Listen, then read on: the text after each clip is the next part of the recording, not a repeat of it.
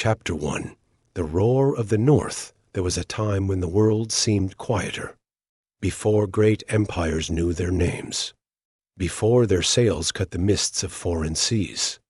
In the far north, cradled by the arms of towering mountains and endless, restless waters, the spirit of a people began to stir. A people shaped not by grand palaces or golden thrones, but by something deeper, something older.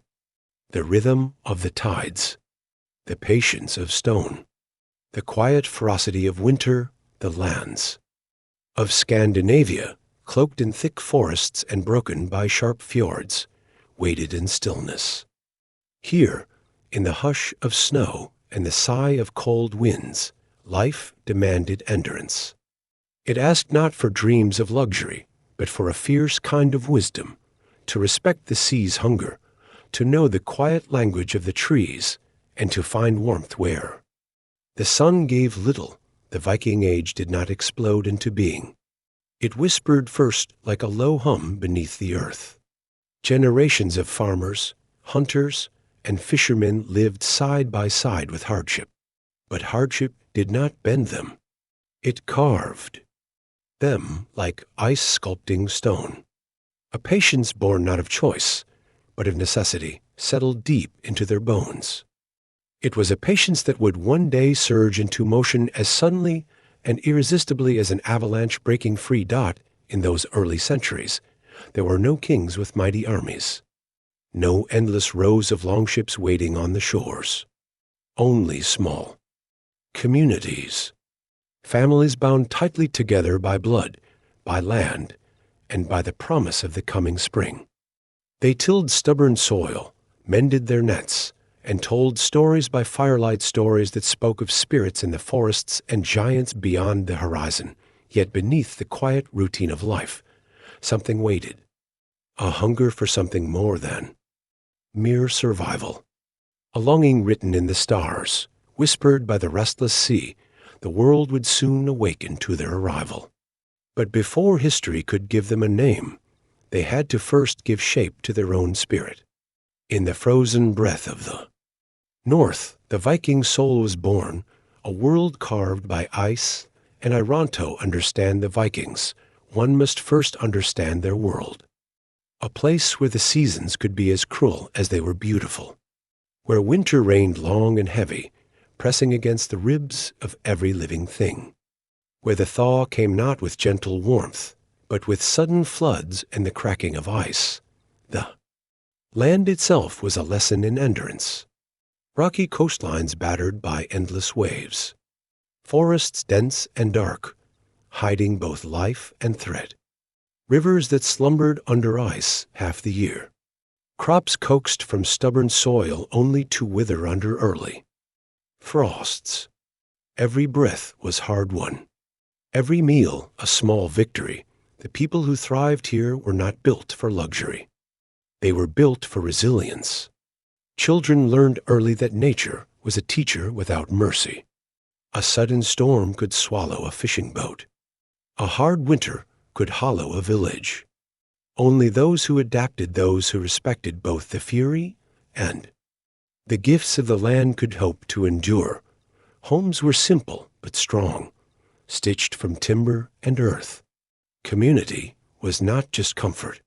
It was survival. Neighbors relied on one another when snow drifted high against the doors, or when a failed harvest threatened to thin the blood of the village. Their tools were born of necessity, not vanity. Axes to split wood, to defend a home, to build a ship. Hammers to forge nails, swords, and dreams alike. The iron they pulled from the reluctant earth became more than a resource. It became a way of life. Strong, flexible, enduring even in the rare, gentler seasons. Life demanded vigilance. Rivers that once welcomed trade could, without warning, flood and destroy. A spring hunt could mean feast or famine. In this ever-changing world, nothing was promised. Everything had to be earned, and so the people of the North grew hardy. Not cold-hearted, but keen-eyed. Not joyless, but unshakable. They sang songs that honored both life and death, understanding that both walked hand in hand across the land. By living in constant negotiation with nature's harshness, they forged something inside themselves that no storm could extinguish, a quiet, burning will to survive. It was this strength born from the mountains, the forests, and the iron-hard earth that would one day fuel their journeys beyond the horizon. Whispers of opportunity beyond the horizon. There comes a moment in every life, and in the life of every people, when necessity turns into ambition. For the early Norsemen, survival was never enough. Deep within their villages, as they repaired nets or sharpened plows, the restless itch of opportunity began to grow. The sea, once a barrier, became a pathway. From the earliest days, they had built small boats to fish and ferry goods across rivers and fjords. But what if those boats could go farther? What if the horizon was not an end, but an invitation? Resources were scarce. Farmland was limited. Neighboring clans often fought over patches of fertile ground or prime hunting lands. It was easier and often wiser to look outward, rather than wage endless blood feuds at home. At first, they traveled to nearby islands. Simple trade, occasional settlement. But with each journey, the hunger grew. Stories returned with the sailors' stories of rich lands across the seas, of monasteries fat with gold and kingdoms soft with complacency. Tales spun by firesides painted foreign coasts as places where dreams could be made real. It wasn't greed that pushed them forward. It was a kind of survival evolved into ambition, a desire not just to endure, but to thrive. And so, the longships began to stretch across the water. Crafted with the same patience and strength that their homes required, the ships were swift, slender, and built to dance with the waves. Each voyage was a gamble against death. Each landing, a statement of will. They did not call themselves conquerors. They did not imagine themselves as history would later name them. They simply saw opportunity. Where others saw boundaries, the whispers grew into action. The horizon, once feared, became a promise. Across rivers, seas, and distant lands, the people of the North carried with them the lessons of their homeland. Adapt, endure, and never turn back. The beginning of a legend. The first raids were small, almost forgettable in the grand tapestry of human history.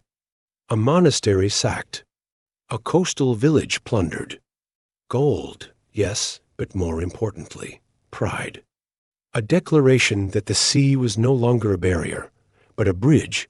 The year 793 saw the raid on Lindisfarne, a quiet island monastery off the coast of England. To the world beyond Scandinavia, it was a shock, a brutal, violent interruption. But to the Norsemen, it was simply survival evolved, taking from the world what the world had long denied them. These first steps would be the beginning of something the Vikings themselves never fully grasped, a legend that would stretch across continents and centuries. They were not born with the ambition to become myths. They were born with the simple need to live and the courage to sail toward the unknown. In the centuries that followed, their reach would grow. Raids would become invasions. Settlements would spring up on foreign shores. Trade routes would be forged, alliances built, kingdoms shaken, but at the heart of it, the Viking spirit remained unchanged. It was not driven by the hunger for empire, nor by blind cruelty. It was driven by a simple truth, the need to find a better life, no matter the cost. The world would call them many names: raiders, traders, explorers, invaders, legends. But they did not set out to earn titles. They set out to survive, to sing songs in lands where none had heard their language, to see suns rise over coasts their ancestors could only dream of. The roar of the North was not a single moment. It was 1,000 small choices to venture. Out instead of staying behind, to fight instead of surrendering, to hope when the storms raged hardest. The Viking age had begun not with a battle cry, but with a quiet, patient will hardened by cold winds, sharpened by hunger, and carried on the backs of ships that dared to kiss the unknown dot. Yes, they slipped over the edge of the world they knew. They carried with them more than swords and shields. They carried stories yet to be written, and a spirit that even time itself could not silence. Chapter 2. A Day in the Life of a Viking. Dawn in the Viking world did not creep gently. It arrived with a stark, brilliant clarity, the kind that pulled breath from the lungs. Across the wide, frozen fjords, the first weak rays of sunlight stretched, their fingers across the water, glinting off ripples like molten silver. A sharp chill still clung to the earth, heavy with mist, but the village stirred with life. Smoke coiled from the thatched rooftops as fires were coaxed back to life. Men rose early, shrugging into heavy cloaks and worn boots, their breath puffing out in misty bursts. They moved with the practiced efficiency of those who knew every moment of daylight mattered. Embers from the night's fire were fanned into flame, filling small homes with the scent of wood smoke and baking bread. Down by the shore, the longships rocked softly against their moorings. Their dragon-headed prows stood silent and proud, watching the waking village. Young boys, some hardly taller than the shields they would one day bear, were already gathering near the waters. They carried buckets, nets, and ropes, their small hands red from the cold. Lessons would not wait for warmth. Older children trained in the open fields beyond the village. Wooden swords clashed in slow, rhythmic movements, overseen by fathers who had seen real battles and mothers who had seen the weight those battles left behind. Here, skill was passed down not through books or scrolls, but through calloused hands and careful eyes. The shipwrights worked even as the morning frost clung stubbornly to the ground. They bent over half-finished hulls, humming low songs to keep their fingers moving. Every stroke of the adze, every fitted plank, was a promise that soon another ship would sail, and with it another chance to trade, to explore, or to defend. Life pulls through the village in quiet, steady rhythms. Chickens clucked as they scratched the frozen ground. Dogs darted between doorways, tongues lolling, ears pricked. Women hauled water from the streams, their hands rough but sure. There was no room for idleness here, no time for complaint. Morning was a beginning, a commitment renewed, and always in the background. The great fjord waited silent, vast, a mirror to the sky. It held both the village's dreams and its fears. It was both pathway and barrier, friend and foe. Every day began beneath its watchful eye. The farmer, the warrior, the triumvirate. Is easy to think of Vikings only as warriors' blades flashing, sails billowing, axes crashing. But most days, most lives were lived in quieter pursuits. The Viking was first a farmer. His hands, though capable of violence, were more often turned to the soil. He understood the stubborn will of the earth, how to coax barley and rye from rocky fields, how to read the signs of coming weather in the clouds and the smell of the air. Fields stretched out around the village, sectioned by low stone walls. They were not vast, but they were fiercely tended. Here, whole families worked together, sowing and harvesting. The seasons dictated the rhythm of life more than any king or chieftain. Spring meant plowing and planting. Summer meant tending crops, fishing, and preparing for winter. Autumn brought the harvest, the great, bustling weeks of reaping what had been carefully nurtured. Craftsmen shaped the village's bones. Carpenters carved beams and boats. Blacksmiths hammered iron into nails, blades, and tools. Leather workers stitched supple boots and strong tunics. Every object bore the mark of its maker, simple, rugged, functional, and quietly beautiful, trade was as important as tilling the land. Viking traders moved not just goods, but stories, beads from the east, silks from the south, furs from the far north. They carried with them amber, walrus ivory, and the finely worked iron of their own forges. A single trade journey could change a family's fortune for generations. Within each Viking beat the heart of a dreamer. The world beyond the horizon was not feared, but longed for. Tales of lands with golden fields and endless forests were passed from mouth to eager ear. Some would spend their whole lives content within the familiar fjords. Others would carve new lives across oceans, driven by the same unquenchable spirit that had shaped their ancestors. The Viking was a father, a brother, a daughter, a mother. He was a maker and a keeper, a dreamer and a realist, a soul tied to the hard soil in the wide sky. Though history remembers the clash of swords, the true life of a Viking was lived most often with hands in the dirt, eyes on the horizon, and dreams stitched quietly into every day, feasts, tales, and the quiet moments when the day's work faded with the sun and the wind softened against the walls of the village. Another kind of life took over. In the longhouses under low, smoke-darkened beams, warmth and community filled the air. Feasts were not everyday luxuries, but when they came, they arrived with abundance. Tables hewn from thick planks groaned under the weight of salted meats. Stews rich with root vegetables, fresh baked bread, and the sharp tang of fermented fish. Ale flowed freely, sweetened with honey, and the fire crackled with the fat from roasting meats. The feast was not merely about eating. It was a celebration of survival. Every successful hunt, every bountiful harvest, every victorious return from distant shores was marked with laughter and song. Men and women gathered shoulder to shoulder, children scampered underfoot, and elders leaned close to hear and to tell. Stories wove the fabric of Viking life.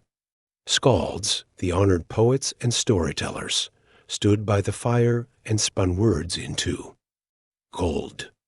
They spoke of gods who walked the world in disguise, of heroes who challenged fate and sometimes lost.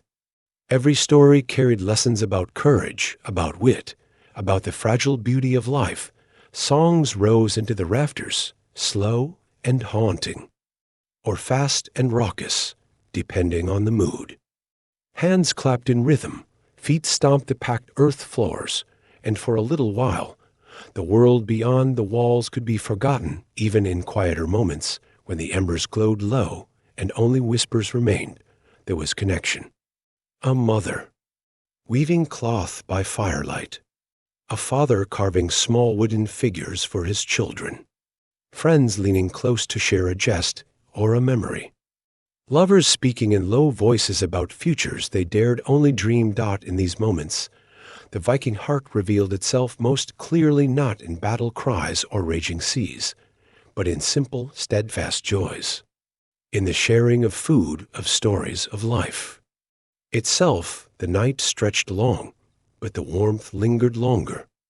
And in the deep hours, when even the fire slept, dreams carried them all beyond the fjords, into lands of endless sun and seas without storms. The shadows always watching beneath the feasting, beneath the songs and laughter. The Vikings lived with a constant companion, the awareness of how quickly life could change.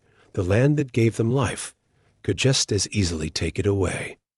A sudden frost could kill a year's harvest in a single night. A failed fishing season could mean empty bellies and hard choices.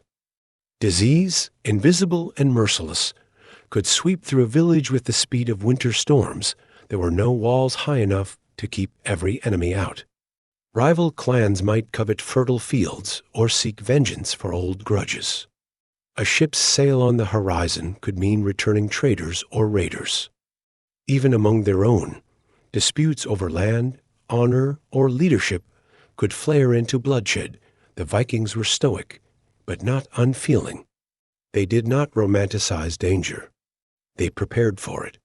They buried their dead with care, with respect, believing that another world awaited, a world where honor would be weighed, and bravery remembered. Every home had its shields close at hand.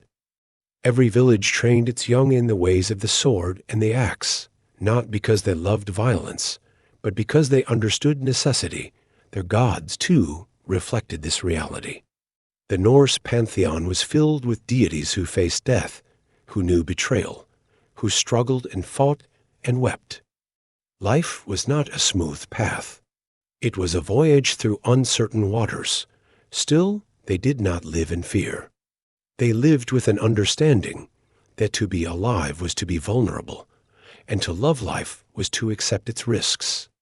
Every harvest, every sunrise, every shared meal was a triumph, made sweeter, because it could not be taken for granted, and so the Vikings built their lives like their ships, sturdy, resilient, ready to meet whatever came over the horizon. They laughed loudly, worked fiercely, loved deeply, all with the knowledge that life was as fleeting as smoke in the wind. The shadows were always watching. But so too were the stars, endless and shining above the silent fjords, promising that, even when the fires went out, their stories would endure. Chapter 3. Shieldmaidens, the women of the North, in the tapestry of Viking history. Threads of myth and truth often weave together so tightly that it becomes difficult to tell where one ends and the other begins. Nowhere is this more visible than in the stories of the Shieldmaidens, the fierce women who, it is said, stood shoulder to shoulder with men on the fields of battle. The sagas, those long rivers of Viking memory, are rich with tales of women who wore armor, who raised shields not only to protect their homes, but to fight in distant lands. They ride through the stories like figures from dreams, powerful, untamed, and unbreakable. Yet as the centuries slipped by, many have wondered, were these stories just songs woven from longing and imagination? Or was there truth hidden beneath the poetry? Archaeology whispers answers. In graves scattered across Scandinavia and beyond, the remains of women have been found buried with swords, with axes, with war horses. Their bones tell stories too of strength, of lives lived not solely within the walls of the home, but on the edge of danger. Shieldmaidens may not have marched in vast armies, as some modern fantasies might imagine, but they existed in the folds of Viking life, in the spaces where necessity and courage met. When their homes were threatened, when their lands were at stake, when the call came, they answered, not with hesitation, but with the fierce determination. Shaped by a life lived close to hardship, their existence reminds us that Viking society was not simply ruled by brute force or rigid tradition. It was flexible, pragmatic, and alive to the needs of the moment. In a world where survival often demanded more than strength, demanded wisdom, endurance, and spirit, women carved their place with quiet power. The Shieldmaidens stand as symbols, not just of battle, but of the spirit that lived in all Viking women, the spirit to defend, to lead, to endure. Whether swinging a sword or weaving a future from stubborn soil, their might was woven into the very fabric of the North, guardians of the home and battlefield. The life of a Viking woman was a life of layers, not limited by simple roles or quiet corners. She was, first and always, a guardian, a keeper of the hearth, a defender of the home, and sometimes, when fate demanded, a fighter beneath open skies. From a young age, girls learned the rhythms of survival. They learned to manage the farm when the men were away, to oversee the planting of barley and the milking of cows, to prepare salted meats that would last through the cold grip of winter. Their hands stitched sails for ships and spun wool into cloaks that turned away the biting wind. They brewed ale, wove cloth, prepared meals, and tended to the young and the old, but their influence did not end at the threshold of the home. Viking women managed households with authority, often controlling property and wealth. They were not passive figures, they were decision makers, negotiators, leaders within their sphere. A strong woman could guide a family's fortunes as surely as any raid across the sea, and when danger came, as it so often did, they did not shrink back. If the men of the village sailed far across the horizon, and enemies came knocking at the door, it fell to the women to defend what was theirs. In these moments, the line between the hearth and the battlefield blurred, and the same hands that cradled children drew swords with steady purpose. The sagas tell of women who wielded axes with terrifying skill, who fought back raiders and bandits, who led defenses that turned the tide of battle. These were not rare exceptions, but natural extensions of a life that demanded strength and resolve at every turn. Honor was not reserved for those who sailed to foreign shores. It lived in the courage to protect, to endure, to meet the hardships of the world without flinching. In the Viking heart, a woman's strength was not a surprise. It was expected, celebrated, revered. Tales of Lagertha and her sister sang among the many names etched into the memory of the North. Few shine as brightly as Lagertha. Her story, told in the sagas with the sweep of legend, speaks of a woman who rose from captivity and grief to command warriors in battle, who led charges with the ferocity of a storm. The tale says she fought alongside Ragnar Lothbrok, the famed Viking hero, and that her skill turned the tide of battle when hope seemed lost. Clad in armor, wielding a blade as deftly as any man, she carved a legend that would ripple across centuries, but Lagertha was not alone. The sagas and histories mention other women who carried the spirit of the Shieldmaidens within them. Women like Hervor, who sought her father's cursed sword from beyond the grave, unafraid to walk into the mists of the unknown. Or Freydís Eiríksdóttir, who stood among the first Norse explorers to set foot on North American soil, and defended her people with brutal courage. Each tale, whether embroidered by storytellers or rooted in memory, reflects the same essential truth. Viking women were not background figures. They were central to the drama of their world, to its struggles, its triumphs, and its dreams. Their battles were fought not only with weapons, but with wills unbent by sorrow, with voices that commanded loyalty, with lives that refused to be written in the margins. Whether standing on windswept battlefields or guiding their families through storms of another kind, these women carried a light that did not falter. Today, their stories invite us to look beyond simple images of swords and shields to see the fuller truth that Viking strength came in many forms, and that some of the fiercest warriors wore no crowns, carried no banners, but fought their battles all the same. Strength woven into their souls. The real strength of the Viking woman was not only in her arm, but in her spirit. It was a strength woven into every breath, every step, every decision made under the cold and endless sky. It was the strength to endure winters that split trees and silenced rivers. The strength to send husbands and sons across oceans, not knowing if they would ever return. The strength to hold villages together when storms and sickness tried to tear them apart. Resilience was their armor. Wisdom was their shield. Defiance against despair was their sword. They understood that life was fragile, a flickering flame in a world that could so easily snuff it out. But rather than shrinking from that knowledge, they built their lives around it, weaving love, work, and memory into something enduring, through quiet leadership, through whispered counsel, through hands that shaped the very fabric of their world.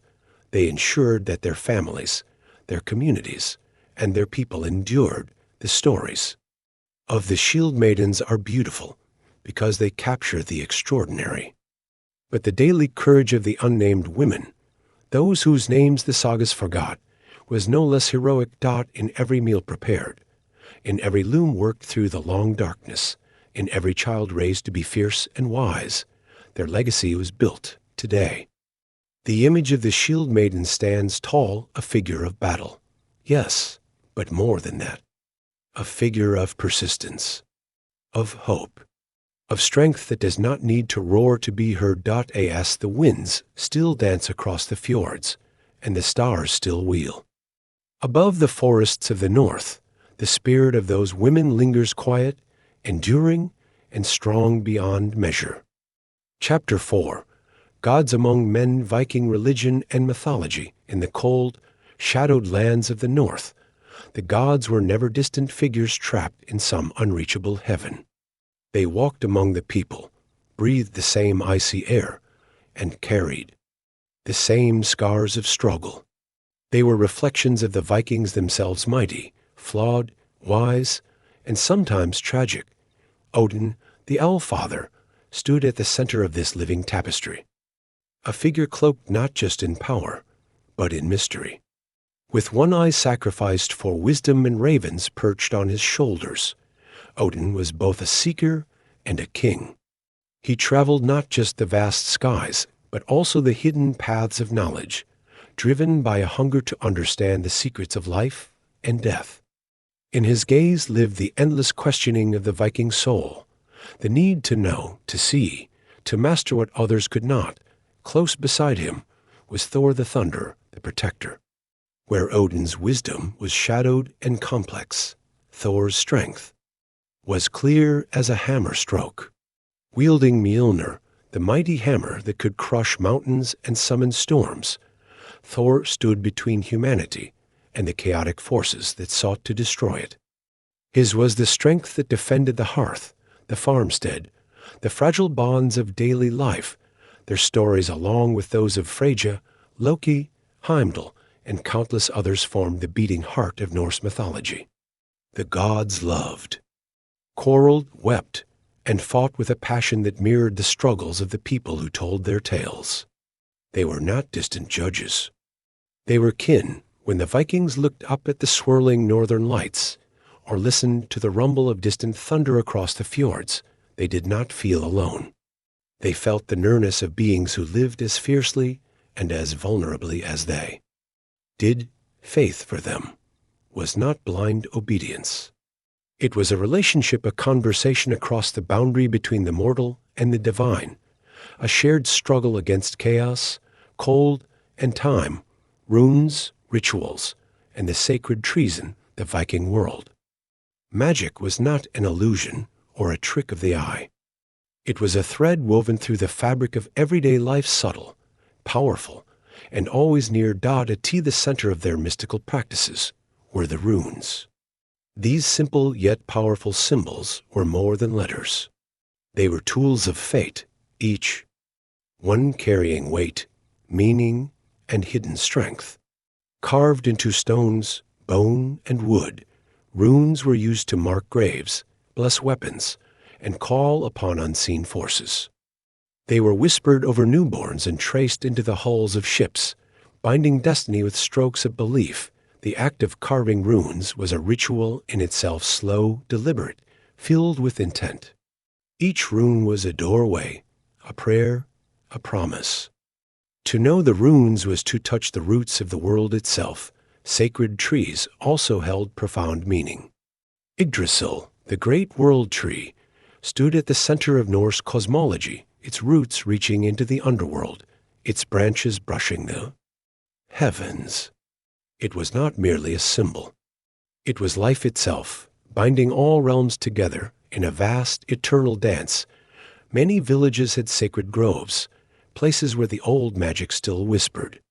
Here, sacrifices were made not out of cruelty, but out of deep respect for the forces that sustained and threatened life. Animals, and sometimes more, were offered to the gods in moments of great need. These acts were solemn, woven with prayers and silent hopes. The rituals of the Vikings were not grand pageants meant to crowds. They were personal, often private. A fisherman whispering to Njord for safe passage across a restless sea. A mother weaving charms into her child's clothing. A warrior tracing symbols on his blade before battle. Magic was not separate from daily life. It was part of the air they breathed, the water they drank, the earth they walked. It was the quiet assurance that they were never truly alone. that unseen hands moved with them through the shifting tides of fate. The end and the beginning Ragnarok in the heart of Norse belief was a truth as cold and clear as the northern. Ice, all things end. Unlike many cultures that promised an eternal reward, the Vikings embraced a darker, more honest vision. Ragnarok, the twilight of the gods, was not an if, but a when. A day would come when the sky would crack, the seas would swallow the land, and the gods themselves would fall in battle. Odin would stand against the monstrous wolf Fenrir and be devoured. Thor would slay the serpent Jormungandr, but take only 9 steps before death claimed him. Flames would consume the world, and darkness would reign, and yet, even in this grim vision, there was hope, for after the fire, after the sorrow, new life would rise. A reborn earth, green and beautiful, would emerge from the ruins. A handful of surviving gods and humans would begin again, walking fields where the old scars had been washed clean by the passing storm. This view of destiny shaped the Viking soul. Life was precious precisely because it was fragile. Honor mattered because the end was certain. Courage was revered not because it guaranteed survival, but because it faced death without flinching. In this way, Ragnarok was not merely an end. It was a promise that endings were not final, that loss was not meaningless. In their hardest battles and darkest winters, the Vikings held close the knowledge that even the fiercest storm would one day break, and new dawns would come. The gods themselves, though mighty, were not immune to fate. They struggled, they fell, they rose again, just like the people who told their stories beneath the cold, endless stars. The everlasting influenceth age of Vikings may have faded, but their gods, their stories, their spirit, these still whisper through the corridors of our modern world. In every story of a reluctant hero seeking wisdom, we hear echoes of Odin's sacrifice. In every tale of a protector standing firm against overwhelming odds, we feel the thunder of Thor's hammer in our bones. In every exploration of betrayal and trickery, Loki's sly smile lingers just beyond the edge of the page. Their myths have flowed into our books, our films, our dreams. Cities bear their names. Days of the week: Thursday, Thor's Day. Wednesday, Odin's Day, mark time itself with their memory. The runes, too, continue to fascinate, carved into jewelry, studied in museums, whispered over by those who still feel the pull of ancient magic, and deeper still.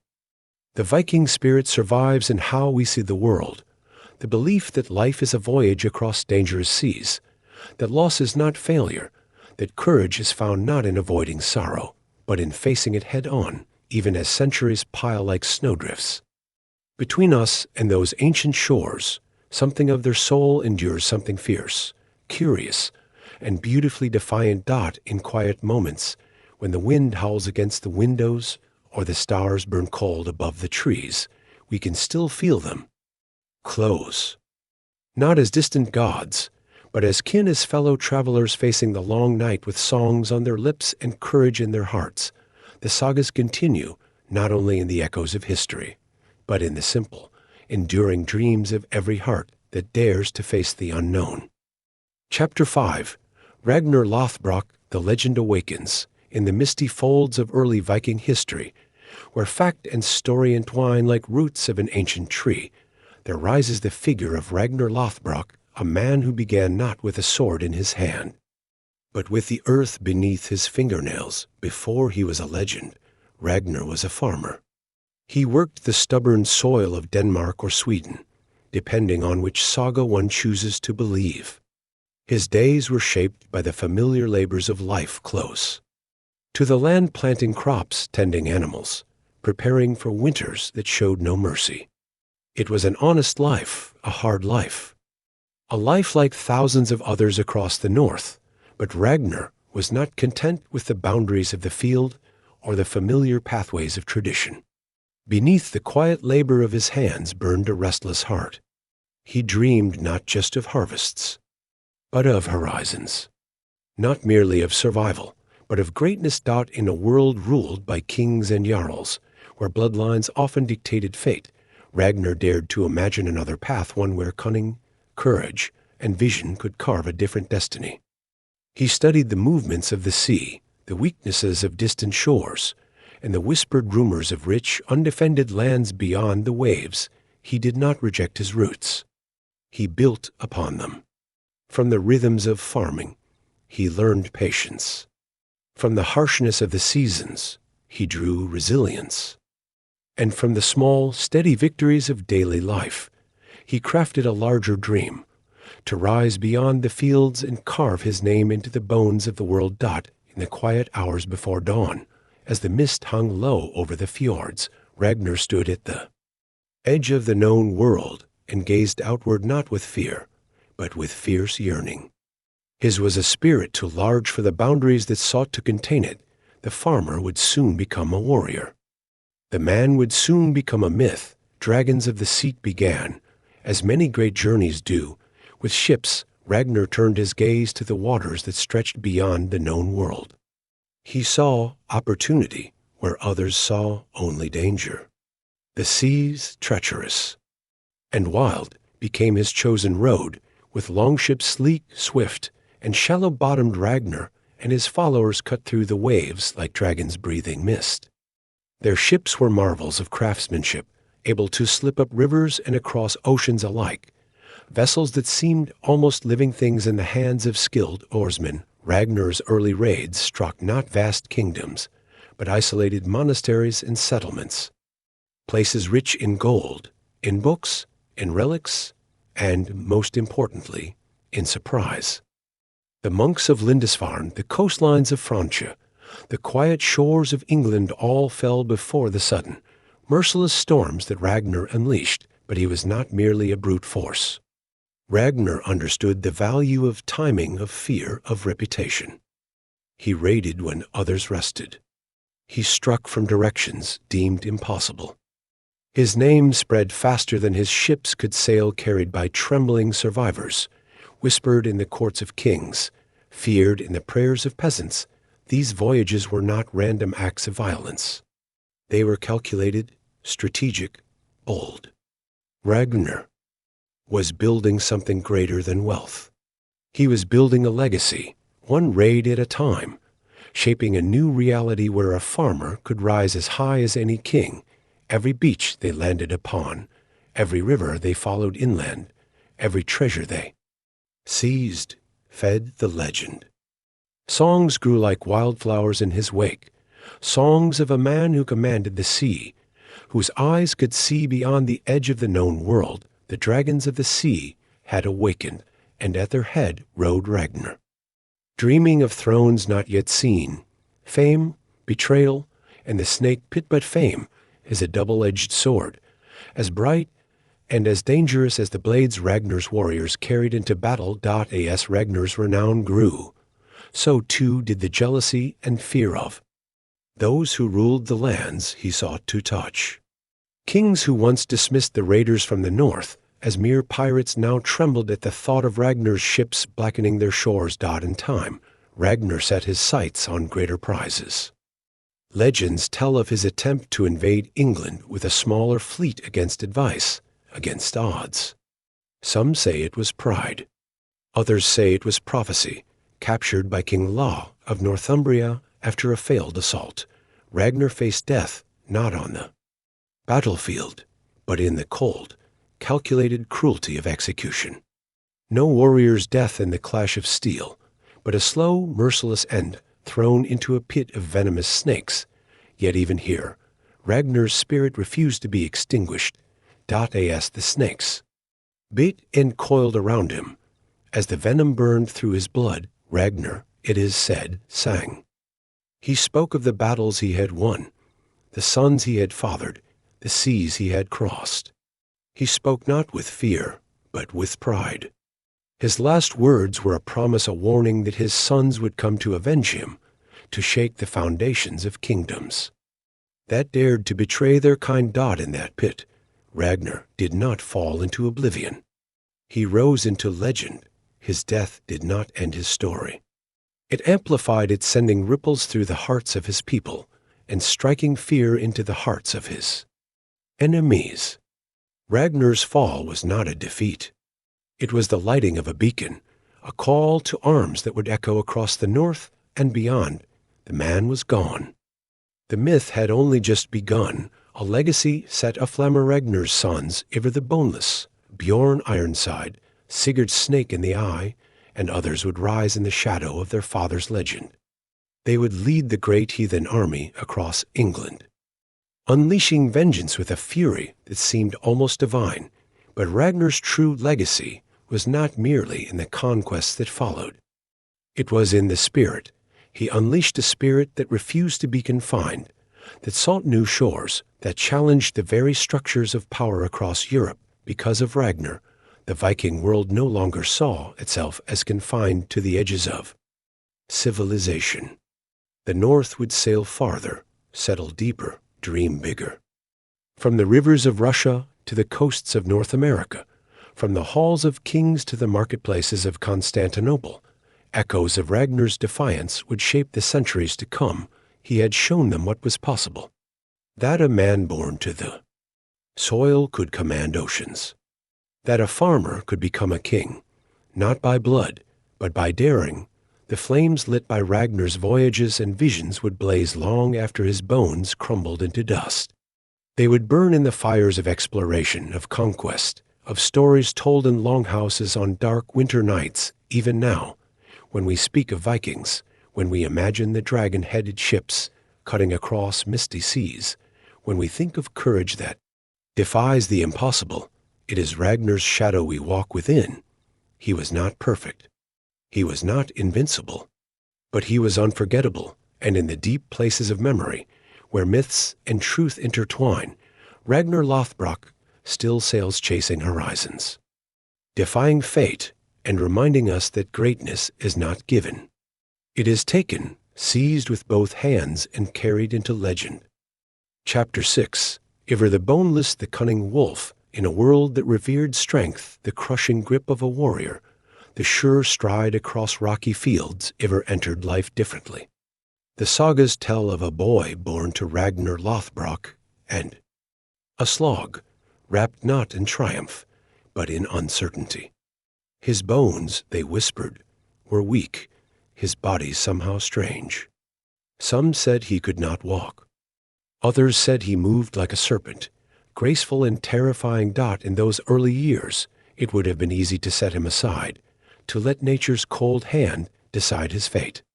Viking society was not soft. Every breath was earned, every limb needed for survival. But a slog, his mother wise, proud, steeped in the old ways, saw something more in him.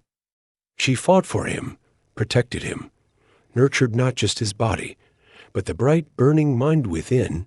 Ivar grew, and though his body might have betrayed him, his spirit never did. Where others ran, he studied. Where others lifted swords, he sharpened his mind. He watched how men moved, how power shifted in the flicker of an eye or the tightening of a fist. He listened more than he spoke, and when he did speak, his words cut sharper than any blade. He learned that fear was a weapon just as powerful as steel. That strategy could cripple armies faster than swords could. And most of all, he learned to turn every slight, every whisper, every doubt cast at him into fuel. Born different, he did not seek pity. He sought mastery. His soul, like tempered iron, grew stronger with every challenge.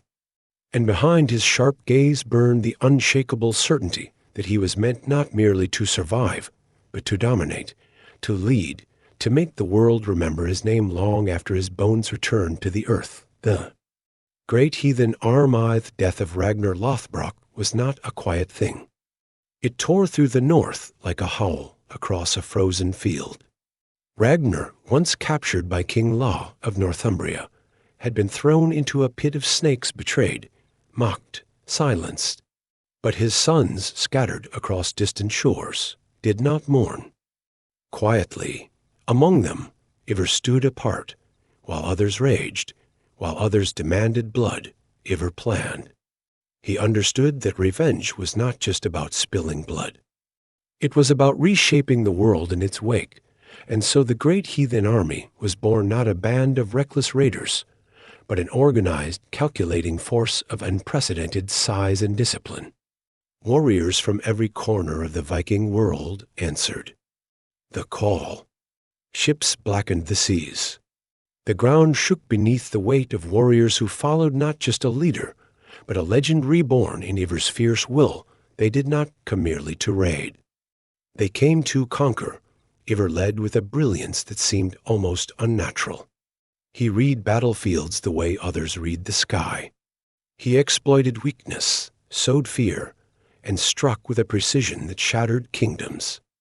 Under his command, the Great heathen armies swept through the English countryside like a storm with no end. Kingdoms crumbled before them. Fortresses fell.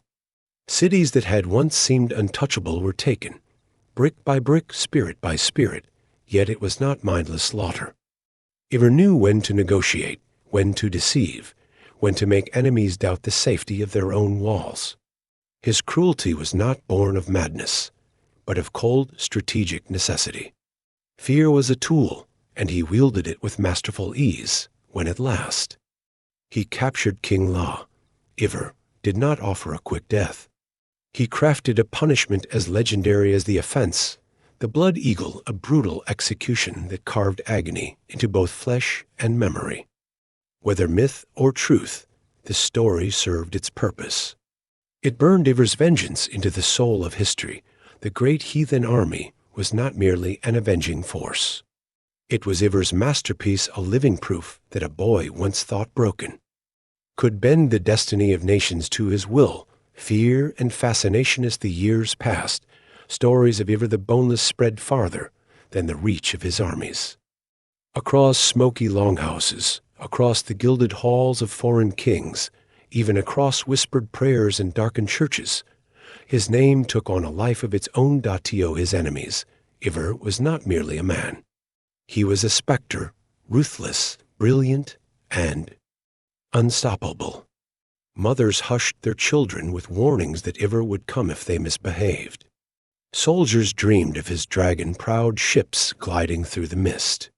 Kings spent sleepless nights wondering if tomorrow would bring his banners to their gates, but even amidst fear, there was fascination. How could a man rumored to be crippled outthink the greatest generals of the age? How could a man supposedly broken in body wield such devastating power? Was he blessed by gods or cursed by them? Chroniclers struggled to capture him with their pens. Some painted him as a monster, a cruel tyrant who relished blood. Others, with grudging respect, admitted to his unmatched genius, his daring strategies, his uncanny ability to pull victory from the jaws of defeat. Ivar seemed to exist beyond the simple boundaries of good and evil. He was something else. A force of nature unpredictable and immense. He shattered the comfortable narratives of the world around him. He proved that strength was not merely the heft of muscle, but the weight of mind and will. That destiny bowed not to tradition, but to those bold enough to seize it, and so, even as kingdoms rebuilt and memories faded, the name of Ivar remained whispered with dread, spoken with awe, remembered long after those who opposed him had crumbled into dust. The silent tragedy, but beneath the iron will, beneath the legend that crossed oceans and generations, lived a quieter, sadder truth, one that the sagas hint at only briefly. But that lingers like mist around his story. Ivar, the cunning wolf, was also a lonely one. His brilliance set him apart from those around him. His cruelty, while useful, built walls even as it conquered cities. Trust, once broken, seldom returned. Companionship, once lost, was rarely replaced. He carried the scars of being born different, not just in body, but in spirit. His victories filled halls with gold and songs, but they did not ease the emptiness that followed. His power demanded loyalty, but not love. In quiet moments, those rare, unguarded moments, one might imagine Ivar sitting alone, gazing into the fire, hearing the laughter of others from beyond thick walls. A man surrounded by triumphs, yet isolated by the very force that had lifted him so high. His later years were marked not by the glory of conquest, but by internal struggles, fracturing alliances, and betrayals by those he once called brothers. The end. Ivar's fall was not at the hands of an enemy more cunning, nor a blade sharper than his own. It was the slow erosion of trust, of unity, of the fragile bonds that no amount of fear could mend, when he finally fell, on some nameless field far from the roaring seas of his youth. It was not the earth that mourned him. It was the sky itself, heavy, gray, endless. The sagas remember his brilliance, his terror, his might. But if you listen closely, you can also hear the quieter song, the story of a man who defied fate, but who, in doing so, found himself more alone than any king or conqueror ever should be. In Ivar's life, we see not just the heights of human ambition, but the aching costs that ambition demands. A soul as fierce as a storm, and as fragile as a breath against the winter wind. Chapter 7. Bjorn Ironside, the Sea King's crown. From the moment he first opened his eyes to the wide northern sky, Bjorn Ironside lived in the shadow of greatness. He was born into a world already trembling with the footsteps of giants. The son of Ragnar Lothbrok, a living legend, and raised on the bitter winds and salt-stained decks that shaped the hearts of conquerors. But Bjorn was not content merely to inherit stories. He was determined to carve his own. As a boy, he listened to the tales spun by firelight of distant lands where gold flowed like rivers, of kingdoms so soft their walls could be broken by a single blow. His blood stirred not just with the pride of his lineage, but with a restless hunger that could not be satisfied with dreams alone. He trained among warriors who had survived countless winters, whose scars mapped victories and losses alike. Every swing of the axe, every clash of shields, every brutal lesson in hardship and loyalty forged Bjorn into something more than his name. He was tempered like steel and fire, hardened by battles fought in his father's name, sharpened by the expectation that he would not just follow Ragnar's path, but surpass it. As he grew, so too did his ambition. His gaze turned not just to neighboring kingdoms, but beyond, past the known edges of the world, where dragons slept beneath foreign stars and riches waited beyond imagined horizons. The storms of his upbringing did not break him. They built him. In every crash of the sea against the rocks, in every scream of the wind through the fjords, Bjorn heard a calling, a promise that the world was wider, wilder, and more magnificent than even the old songs dared to say. He would not be content to be a son of legends. He would become a legend himself, beyond the pillars of Hercules, while others were content raiding along familiar shores. Bjorn Ironside dared the unknown. His heart beat not only for battle, but for discovery, for the thrill of venturing where no Norseman had yet laid claim. Gathering a fleet of fearless warriors, he sailed beyond the waters his ancestors had conquered. Southward, across churning seas, toward lands whispered of but barely understood. Past the great lands of Francia, past the fortified coasts of Spain, and onward toward the Pillars of Hercules, what today we know as the Strait of Gibraltar. Few Vikings had dreamed of sailing so far. Fewer still had dared. But Bjorn was undeterred by tales of monstrous storms or foreign gods. To him, every wave that rose against his prow was simply a challenge to be met with a steady hand and a daring heart passing through the pillars. He entered the vast, sun-soaked waters of the Mediterranean, a sea that had cradled empires, witnessed the rise and fall of civilizations long before a single longship had ever kissed its shores. The Mediterranean dazzled the senses. Cities of marble and gold lined the coasts. Markets overflowed with spices, silks, and strange, fragrant foods.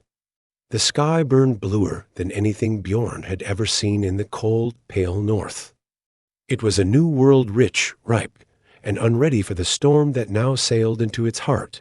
Bjorn's raids in this unfamiliar sea were bold, swift, and devastating. Great cities were plundered. Wealth poured into Viking hands, wealth that seemed almost dreamlike compared to the rough coin and cattle of home. But it was not just treasure Bjorn sought.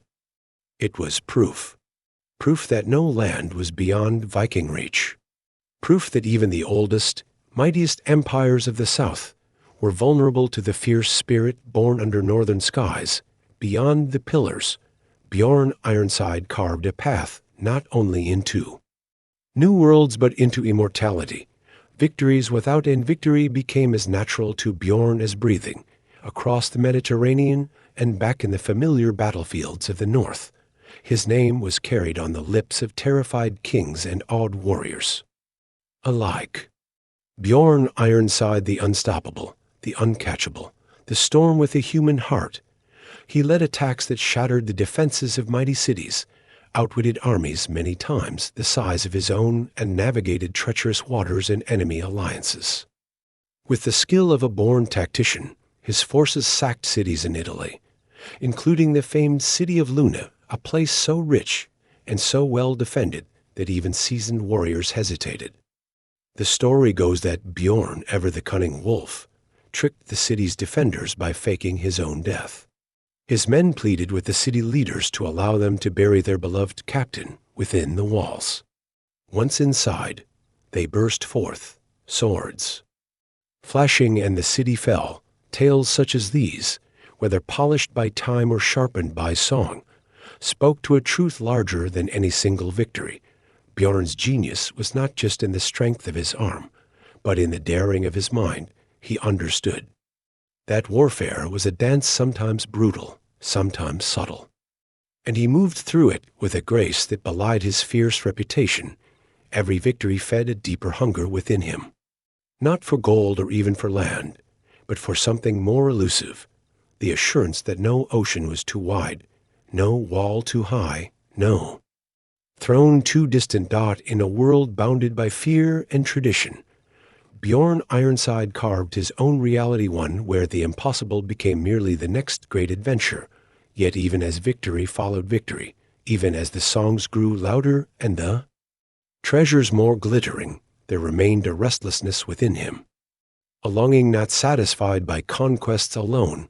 For Bjorn understood, perhaps better than most, that true greatness lay not in holding what was taken, but in reaching always for what lay just beyond sight, the unwritten shores in the twilight of his journeys. When the fires of youth burned slower but no less fiercely, Bjorn stood once more upon the deck of his ship and stared out across the endless water. He had crossed seas few dared name. He had laid siege to cities that once seemed invincible. He had danced with death and outwitted fate at every turn. Yet still the horizon called to him, silent, beckoning, unknowable. There would always be new shores he would never touch, new rivers he would never sail. The world, vast and shifting, would continue to spin its mysteries long after he was gone, and that, in the end, was enough. Bjorn Ironside's dream was not of a single kingdom or a pile of gold stacked in dusty halls. His dream was of a Viking spirit without borders, without chains. A spirit that saw the sea not as a boundary, but as a road. A spirit that understood that life's greatest treasures were not just seized, but sought ever onward, ever outward. He did not leave behind an empire carved into maps. He left something greater, a hunger that would live on in the blood and dreams of every Norse heart that followed because of him, and those who sailed in his wake. The Viking world would stretch far beyond the cold fjords of Scandinavia. It would flow through rivers, across oceans, into languages and bloodlines and stories that would carry on for centuries. And though the sagas would fade, though cities would fall and empires crumble, there would always be, somewhere beyond the next horizon, the whisper of a ship's sail against the sky, chasing the dream that Bjorn Ironside first dared to believe was possible, a dream of freedom. of endless voyage, of the unwritten shores that forever call to those brave enough to sail toward them. Chapter 8. Erik the Red Fire on Ice. There are men who are shaped by their world. And then there are men who shape it by the sheer force of their will. Erik Thorvaldsson, known to history as Erik the Red, was one of the latter, born. In the cold reaches of Norway, Erik grew up surrounded by the hardness of a land where survival demanded strength and resolve. Yet, even among a people famed for their toughness, Erik stood apart, fiery in spirit, unyielding in pride. His very nickname, the Red, spoke not only of the color of his hair, but of the temper that blazed behind his eyes. Early in his life, Erik and his family fled Norway after his father became entangled in a killing. They sailed westward to Iceland, a raw volcanic land still carving itself out against the endless sea. There, Erik came of age amid rugged mountains, steaming geysers, and an unforgiving coastline, but exile followed him like a shadow. In Iceland, disputes and clashes stained his name. Blood was spilled. Tempers flared. Justice, swift and often brutal, demanded an answer. Erik was declared an outlaw, cast out from the fragile society of settlers who could ill afford endless feuds. Yet for Erik, exile was not defeat. It was freedom, with little more than a ship, a handful of followers, and a will as fierce as any winter storm. Erik turned his gaze farther west, toward a place only spoken of in rumors. A land glimpsed by earlier sailors, covered in ice and mystery, driven by necessity, by anger, and by a restless hunger for more. Erik set his course across the unknown seas. He would not be bound by the judgments of others. He would carve a new beginning from the edge of the world itself. In exile, Erik found not ruin, but rebirth. Greenland's harsh promiseth journey westward was long, perilous, and fraught with uncertainty. Icy waters clawed at the ship's hull. Winds howled with a voice that seemed to mock human ambition. Yet Erik pressed forward, stubborn as stone, and then, beyond the gray, roiling sea, land appeared vast, cold, and wild, towering. Cliffs of rock and ice, deep fjords cutting into a silent, frozen interior. A place untouched by plow or axe, as raw and unshaped as the first day of the world, Erik had found Greenland, though to modern eyes it seems a name born of cruel irony. Erik's choice was deliberate. Greenland, a name crafted to lure others, to whisper promises of abundance where only the bravest could hope to survive. Erik returned briefly to Iceland, spreading tales of a new land rich for the taking. He spoke of valleys waiting for farms, of pastures ready for sheep and cattle, of opportunities untouched by the petty squabbles that had poisoned his past, and so a fleet of settlers sailed with him back to Greenland. Men, women, children, families, seeking not just land, but freedom. A second chance, yet reality greeted them with a stark, unyielding beauty. Greenland was no gentle paradise. Its summers were short and capricious. Its winters were long, dark, and cruel. Building a life here demanded more than dreams. It demanded a will as sharp as any blade. Settlements rose along the southern fjords, clinging to strips of arable land where grass could be coaxed to grow. The settlers built turf houses half buried in the earth, seeking shelter against the brutal winds. They raised livestock, hunted seals, and fished in the icy waters. It was a fragile existence, always one storm or one failed harvest away from disaster. Yet it was life. Hard won, fiercely defended, defiantly lived. Erik became the de facto leader of this new world, not by decree, but by the sheer gravity of his vision and spirit. Greenland was his legacy, a testament to the idea that even the harshest places could be claimed by those willing to fight for them. The land had not welcomed them. But Erik had never asked for welcome. He had taken the raw bones of Greenland and begun, slowly, painfully, to carve out a future. The fragility of survival life on the edge of the world was a constant negotiation between hope and hardship. The settlers worked the thin soil, their hands blistered and raw. They tended to hardy cattle and sheep, coaxing milk and meat from animals that often seemed as stubborn as the land itself. Every harvest was a battle won against the sting of frost. And the unpredictability of the seasons, communities remained small, scattered like seeds along the winding fjords. Neighbors relied on each other with a fierce loyalty, born not of sentiment, but of survival. A broken plow, a lost boat, a sudden illness, any of these could tip a family into ruin. And so they bartered, they helped, they endured together. Winter was the true enemy. Long months when the sun barely skimmed the horizon, when snow piled high against the walls and the cold seeped into every crack and crevice, when the sea froze, trapping them in silence, and the darkness seemed endless. During those long winters, stories became lifelines. Old sagas retold by firelight, songs that carried warmth when no hearth could, memories of green fields in Iceland, of golden summers that seemed almost a dream now. Erik's settlement weathered famine, disease, isolation. Some years were so hard that graves outnumbered cradles. Yet they endured, because to endure was to live. To endure was to prove that the dream Erik had kindled was not a folly, but a testament to human spirit, and through it all, Erik remained a towering figure, fierce, commanding, sometimes harsh, but always unwavering. He did not promise ease.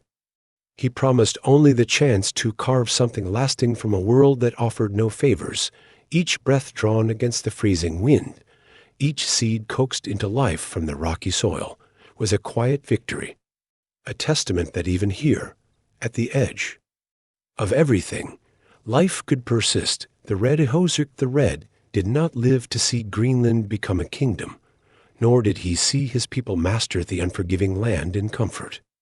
His life was a series of battles against nature, against enemies, against the slow creep of despair, but his spirit, fierce and defiant, lived on long after his bones had returned to the cold earth. Through his son, Leif Erikson, the flame of exploration burned even brighter. It was Leif who would sail westward again, finding the shores of what we now call North America, a place he named Vinland. A new chapter, sparked by the same hunger that had once driven Erik across the freezing seas, and so Erik's legacy became more than Greenland's rocky shores. It became a spirit of pushing boundaries, of refusing to accept exile or limitation. As the end of a story, today, the ruins of Norse settlements in Greenland still whisper of those first stubborn souls, the remnants of turf walls, half buried in grass and snow. Silent markers of lives lived fiercely, of dreams pursued against the very teeth of the world. Erik's fire, once thought reckless by some, carved out a space in history where others saw only emptiness. His was not the polished legacy of kings and poets, but the raw, rugged memory of those who dared to step beyond the horizon. Even now, in the howling winds that race down Greenland's glaciers, in the creaking of the ancient ice, in the stories that have survived across 1,000 years, the echoes of Erik the Red remain stubborn, proud, and burning still. Chapter 8. Erik the Red, Fire on Ice. There are men who are shaped by their world, and then there are men who shape it by the sheer force of their will. Erik Thorvaldsson, known to history as Erik the Red, was one of the latter, born in the cold reaches of Norway. Erik grew up surrounded by the hardness of a land where survival demanded strength and resolve. Yet, even among a people famed for their toughness, Erik stood apart, fiery in spirit, unyielding in pride. His very nickname, the Red, spoke not only of the color of his hair, but of the temper that blazed behind his eyes. Early in his life, Erik and his family fled Norway after his father became entangled in a killing. They sailed westward to Iceland, a raw volcanic land still carving itself out against the endless sea. There, Erik came of age amid rugged mountains, steaming geysers, and an unforgiving coastline, but exile followed him like a shadow. In Iceland, disputes and clashes stained his name. Blood was spilled.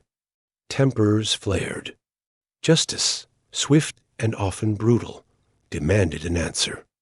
Erik was declared an outlaw, cast out from the fragile society of settlers who could ill afford endless feuds.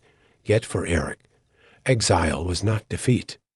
It was freedom, with little more than a ship, a handful of followers, and a will as fierce as any winter storm. Erik turned his gaze farther west, toward a place only spoken of in rumors. A land glimpsed by earlier sailors, covered in ice and mystery, driven by necessity, by anger, and by a restless hunger for more. Erik set his course across the unknown seas. He would not be bound by the judgments of others. He would carve a new beginning from the edge of the world itself. In exile, Erik found not ruin, but rebirth. Greenland's harsh promiseth journey westward was long, perilous, and fraught with uncertainty.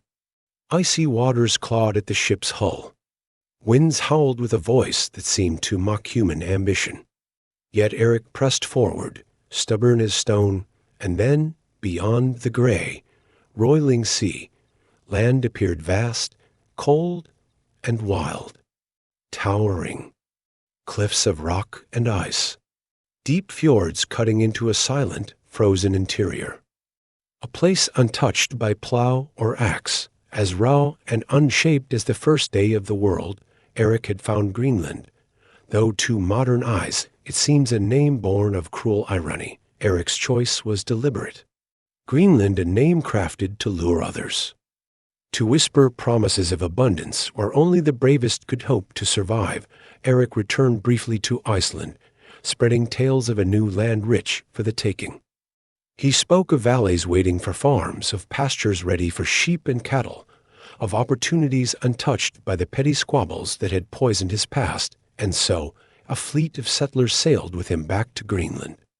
Men, women, children, families, seeking not just land, but freedom. A second chance, yet reality greeted them with a stark, unyielding beauty. Greenland was no gentle paradise. Its summers were short and capricious. Its winters were long, dark, and cruel. Building a life here demanded more than dreams. It demanded a will as sharp as any blade. Settlements rose along the southern fjords, clinging to strips of arable land where grass could be coaxed to grow. The settlers built turf houses half buried in the earth, seeking shelter against the brutal winds. They raised livestock, hunted seals, and fished in the icy waters. It was a fragile existence, always one storm or one failed harvest away from disaster. Yet it was life. Hard won, fiercely defended, defiantly lived. Erik became the de facto leader of this new world, not by decree, but by the sheer gravity of his vision and spirit. Greenland was his legacy, a testament to the idea that even the harshest places could be claimed by those willing to fight for them. The land had not welcomed them. But Erik had never asked for welcome. He had taken the raw bones of Greenland and begun, slowly, painfully, to carve out a future.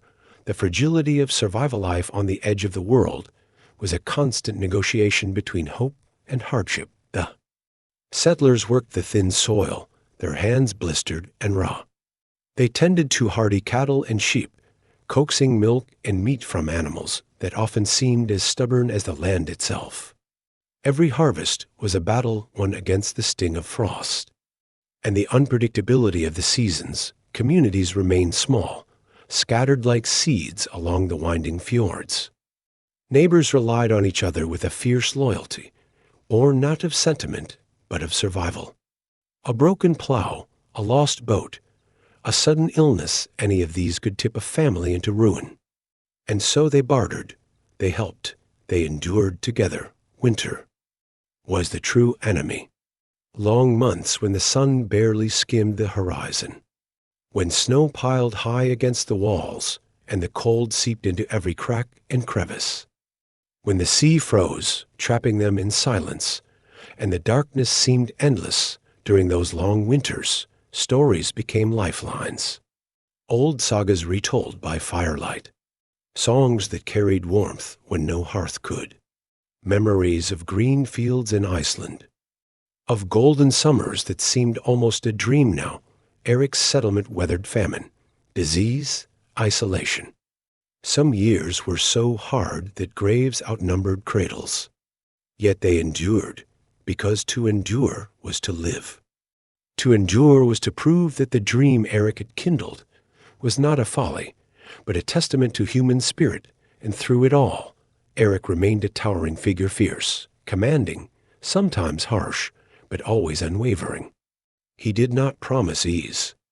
He promised only the chance to carve something lasting from a world that offered no favors, each breath drawn against the freezing wind, each seed coaxed into life from the rocky soil, was a quiet victory, a testament that even here, at the edge of everything, life could persist. The Erik the Red did not live to see Greenland become a kingdom, nor did he see his people master the unforgiving land in comfort.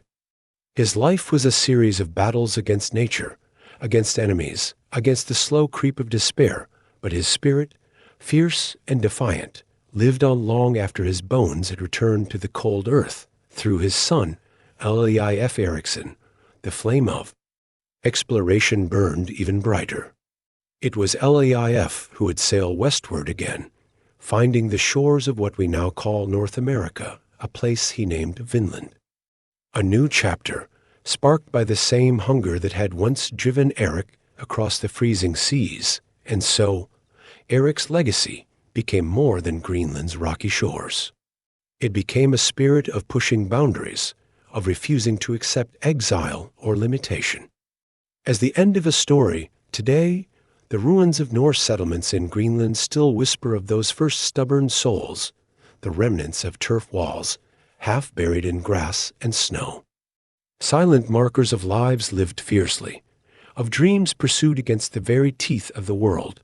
Erik's fire, once thought reckless by some, carved out a space in history where others saw only emptiness. His was not the polished legacy of kings and poets, but the raw, rugged memory of those who dared to step beyond the horizon. Even now, in the howling winds that race down Greenland's glaciers, in the creaking of the ancient ice, in the stories that have survived across 1,000 years, the echoes of Erik the Red remain stubborn, proud, and burning still. Chapter 10. Freydís Eiríksdóttir Fury in the New World. In the sagas of the North, few figures blaze with the fierce, unsettling intensity of Freydís Eiríksdóttir, daughter of Erik the Red, sister to Leif Erikson. She was born into a family of explorers, dreamers, and storm chasers. But even among such legends, Freydís carved her own name into the stones of memory with fire, with blood, and with an indomitable will. Raised in the rugged wilds of Greenland, she inherited not only her father's fiery spirit, but also the cold, calculating endurance of her homeland. Life on the edge of the world demanded strength beyond muscle. It demanded a soul unbroken by hardship and a heart fierce enough to challenge fate itself. Freydís was not the gentle daughter of romanticized tales. She was a woman of sharp edges, of hard choices, fierce in her loyalties, ruthless in her enmities. Where her brother Leif moved with quiet patience, Freydís burned like a torch against the endless Arctic night. She lived in a world that expected women to endure silently, to shape their lives within narrow walls. But Freydís refused to be small, refused to be quiet. She claimed her own place among men who sailed and fought, among voices that would have preferred to forget her name, and in doing so, she ensured that history could never quite look away. Fierce, controversial. Unforgettable, a daughter of ice and fire, shaped by lands too vast and too merciless to permit half measures, courage under Crimson's Skisti journey to Vinland was not a tale of simple exploration. It was a gamble, a wager that somewhere across the endless waters, a new life could be claimed. Freydís joined the expedition not as a passenger, but as a leader, forging alliances, gathering men, commanding respect. She sailed alongside other Norse settlers seeking the fertile lands her brother Leif had glimpsed before her. Vinland, a place of wild abundance, of whispering forests and rivers heavy with fish. A place that seemed to promise peace, but peace, as ever, was fragile. Tensions flared quickly among the settlers. Disputes over resources, pride, and leadership festered like wounds left untended. In a land where survival was already a daily battle against the unknown, such divisions were a slow poison. It was during one of these bitter clashes that Freydís' story burned its way into legend, facing betrayal by rival settlers, men who had once been allies. Freydís did not hesitate. As chaos erupted and blood soaked the earth of the New World, she seized an axe and strode into the fray. Pregnant at the time, as the sagas tell, she fought with a ferocity that stunned even hardened warriors. When her companions faltered, retreating before the enemy, Freydís alone stood firm. She bared her chest, beat upon it with the flat of her axe, and dared the attackers to face her. They fled before her, under crimson skies. With the air thick with smoke and fear, Freydís turned the tide of survival, not with diplomacy, but with unflinching defiance. It was a moment carved deep into the bones of the New World's earliest stories, a moment when a single figure stood against the storm and did not blink. Blood and honor. Yet the story of Freydís is not one of simple heroism. It is a story tangled with violence, with betrayal, with choices that even the sagas recount with uneasy fascination. After the immediate danger passed, the feud between her faction and the rival group did not die quietly. According to the accounts, Freydís orchestrated, or at least allowed, a ruthless act of retribution. Her enemies, once captured, were not shown mercy. Even the women among them, pleading for their lives, were cut down. It is a grim chapter, a stark reminder that the frontier offered no soft endings. In the brutal calculus of survival, Freydís chose certainty over compassion, vengeance over risk. Modern readers, gazing back across the gulf of centuries, may struggle with this aspect of her legacy. Was she a villain, a cold architect of slaughter? Or was she simply a creature of her time, shaped by a world where hesitation could mean extinction? The truth, as always, lies somewhere in between. Freydís was not a hero cast in marble. She was human, complex, flawed, ferociously alive. Her actions reflect the brutal reality of a world where every resource was precious, where betrayal could not be forgiven, where survival demanded hard hearts as well as strong hands. She stands as a mirror, reflecting the uncomfortable truths about what it sometimes took to endure, to carve a life from the raw bones of an uncharted land. In her, blood and honor twisted together, inseparable. A woman who would not be broken and who, in refusing, sometimes broke others. The woman the New World would remember. Freydís Eiríksdóttir's story did not end with a crown, nor with songs sung by grateful followers. Her name is not etched into the grand narratives of kings or conquerors. Her settlements did not rise into great cities, nor did her descendants sit upon gilded thrones, and yet, across the misted centuries, her spirit endures, because Freydís was something rarer, something harder to define. She was a force, a testament to the fierce human will to survive, to claim a place in a world that offered nothing freely. She is remembered because she refused to be erased, because she dared to lead, to fight, to seize control of her fate.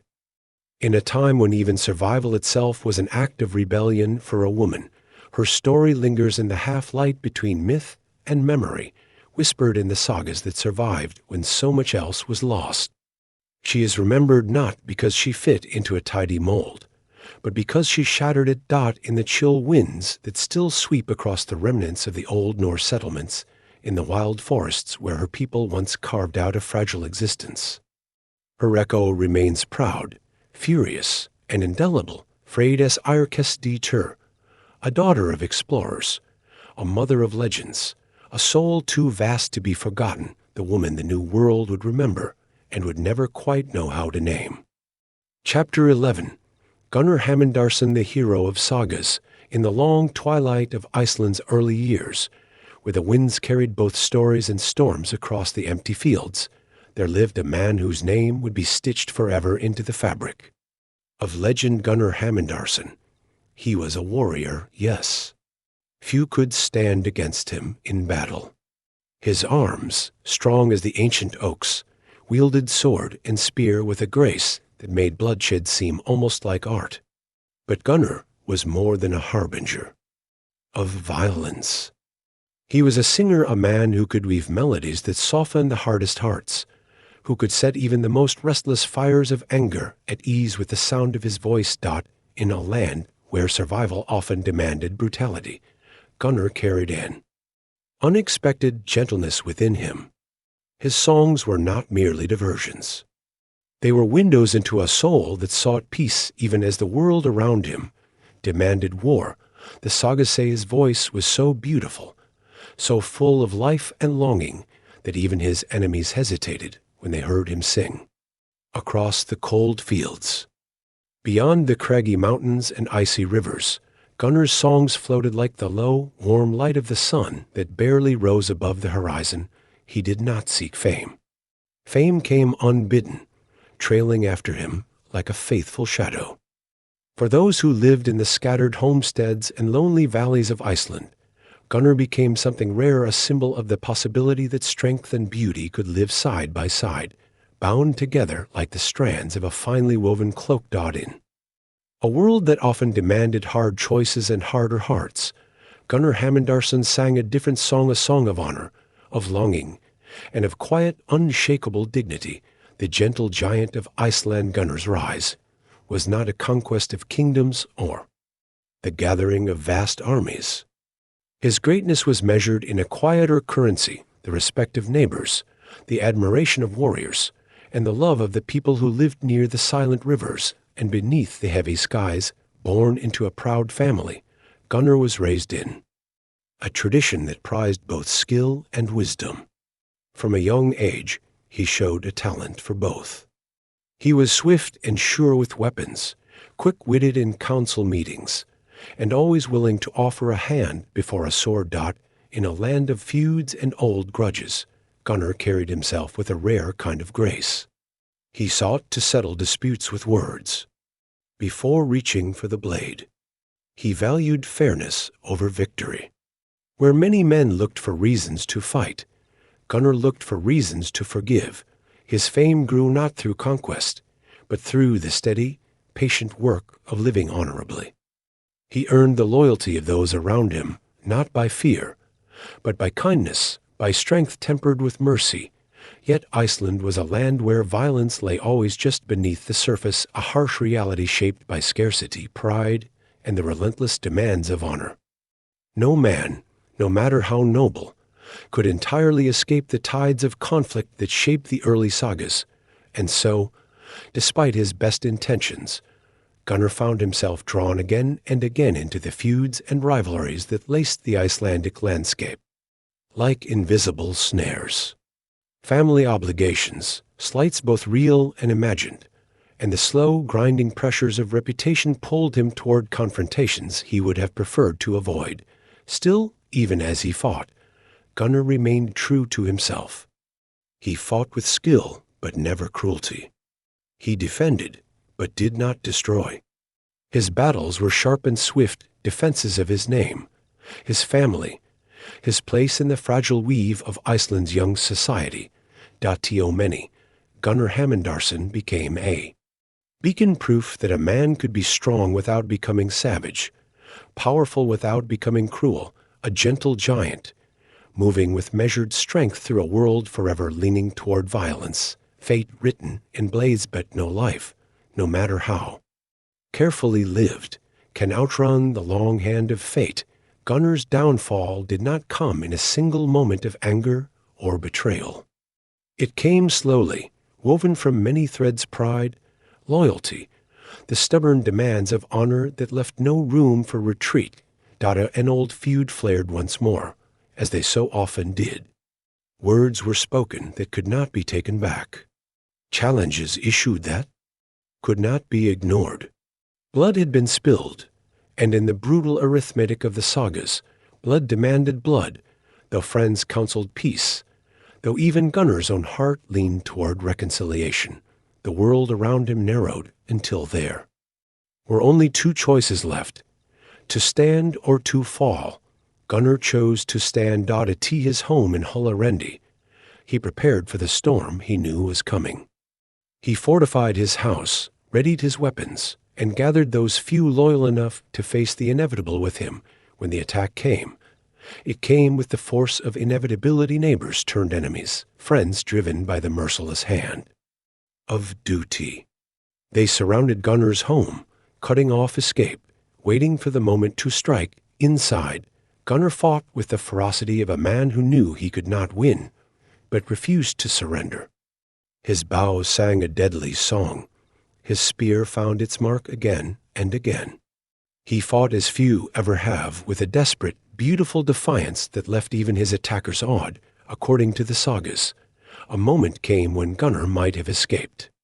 His bowstring, snapped by a chance blow, could have been repaired if he had only asked for a strand of a woman's hair, but pride forbade him to ask.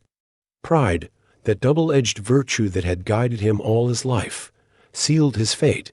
He fell there, beneath the gray skies of Iceland, defending his home, his honor, and the life he had built with blood, with words, with music. His death was not a defeat. It was a final, enduring act of loyalty to the values he had lived by, even as those values led him to the end. The singing sword Gunnar's voice did not fall silent with his death. It lived on, carried in the sagas whispered around fires, in the songs sung across the windswept valleys, in the memories of a people who needed heroes not carved from stone, but shaped from the flawed, beautiful realities of human life. He became more than a warrior. He became a symbol of the strength that can exist without cruelty, of the courage to stand even when standing means falling, of the deep, stubborn love for home and honor that no number of enemies can extinguish. The echoes of Gunnar Hamundarsson's life ripple still across the landscape of Iceland. His name remains stitched into the soil, into the rivers and the skies, into the quiet, stubborn pride of a people who understand that true greatness often carries a terrible price. He is not remembered because he conquered vast lands or ruled vast empires. He is remembered because he remained true to himself, to his song, to the fragile, beautiful thread of honor that binds us all, even today. In the long shadows of Iceland's hills, you can almost hear it, the faint, haunting music of a man who fought not just with blade and muscle, but with heart and voice, the singing sword, the gentle giant, the hero whose greatest weapon was not rage, but the unyielding refusal to become anything less than he was meant to be. Chapter 12. Erik Bloodaxe, the Rogue King, in the flickering light of ancient fires, amid the long shadows cast by kings and conquerors. The story of Erik Bloodaxe begins a story of restlessness, ambition, and a crown that never sat easily upon his brow. Born in the halls of Norwegian royalty, Erik was the favored son of King Harald Fairhair, the mighty unifier of Norway's fractured kingdoms. From the first breath he drew, expectation pressed heavy on his shoulders. He was raised to rule, groomed in the arts of battle, schooled in the cruel necessities of leadership, whispered about in the songs of the court. But even as a boy, Erik carried something different within him, a wildness, an unquiet spirit that chafed against the careful plans laid for him. Where others plotted, Erik charged.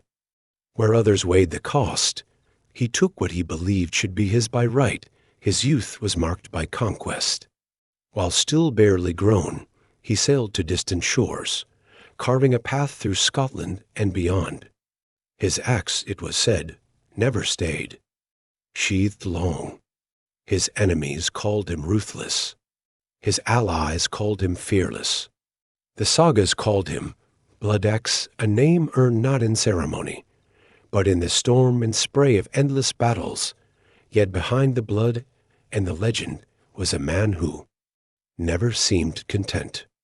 The kingdom he was born to inherit could not contain his restless heart. Crowns weighed heavy. Borders felt like shackles. Erik lived with the hunger of a man always chasing something just beyond his grasp, a deeper glory, a truer kingdom. A destiny untethered from any one place. He was born to rule, yes. But more than that, he was born to wander the crimson throne when the moment of inheritance came. It came not as a triumphant coronation, but as a slow, bitter unraveling of family bonds. King Harald, aging and weary, divided his lands among his many sons. A gesture meant to prevent conflict instead lit a fire that could only end in blood. Erik, fierce and uncompromising, moved swiftly and mercilessly. Brother after brother fell. Before him, victims of his ambition and the brutal logic of survival.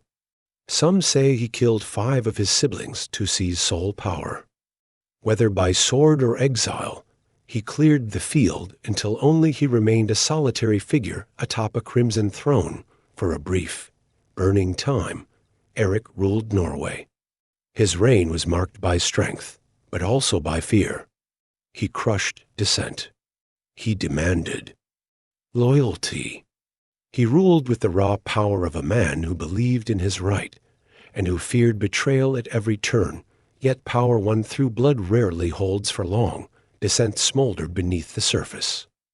The surviving nobles and chieftains, wary of his fury and exhausted by endless conflict, turned to another son of Harald, Håkon the Good, a brother raised in foreign courts, tempered by Christian kindness and patience.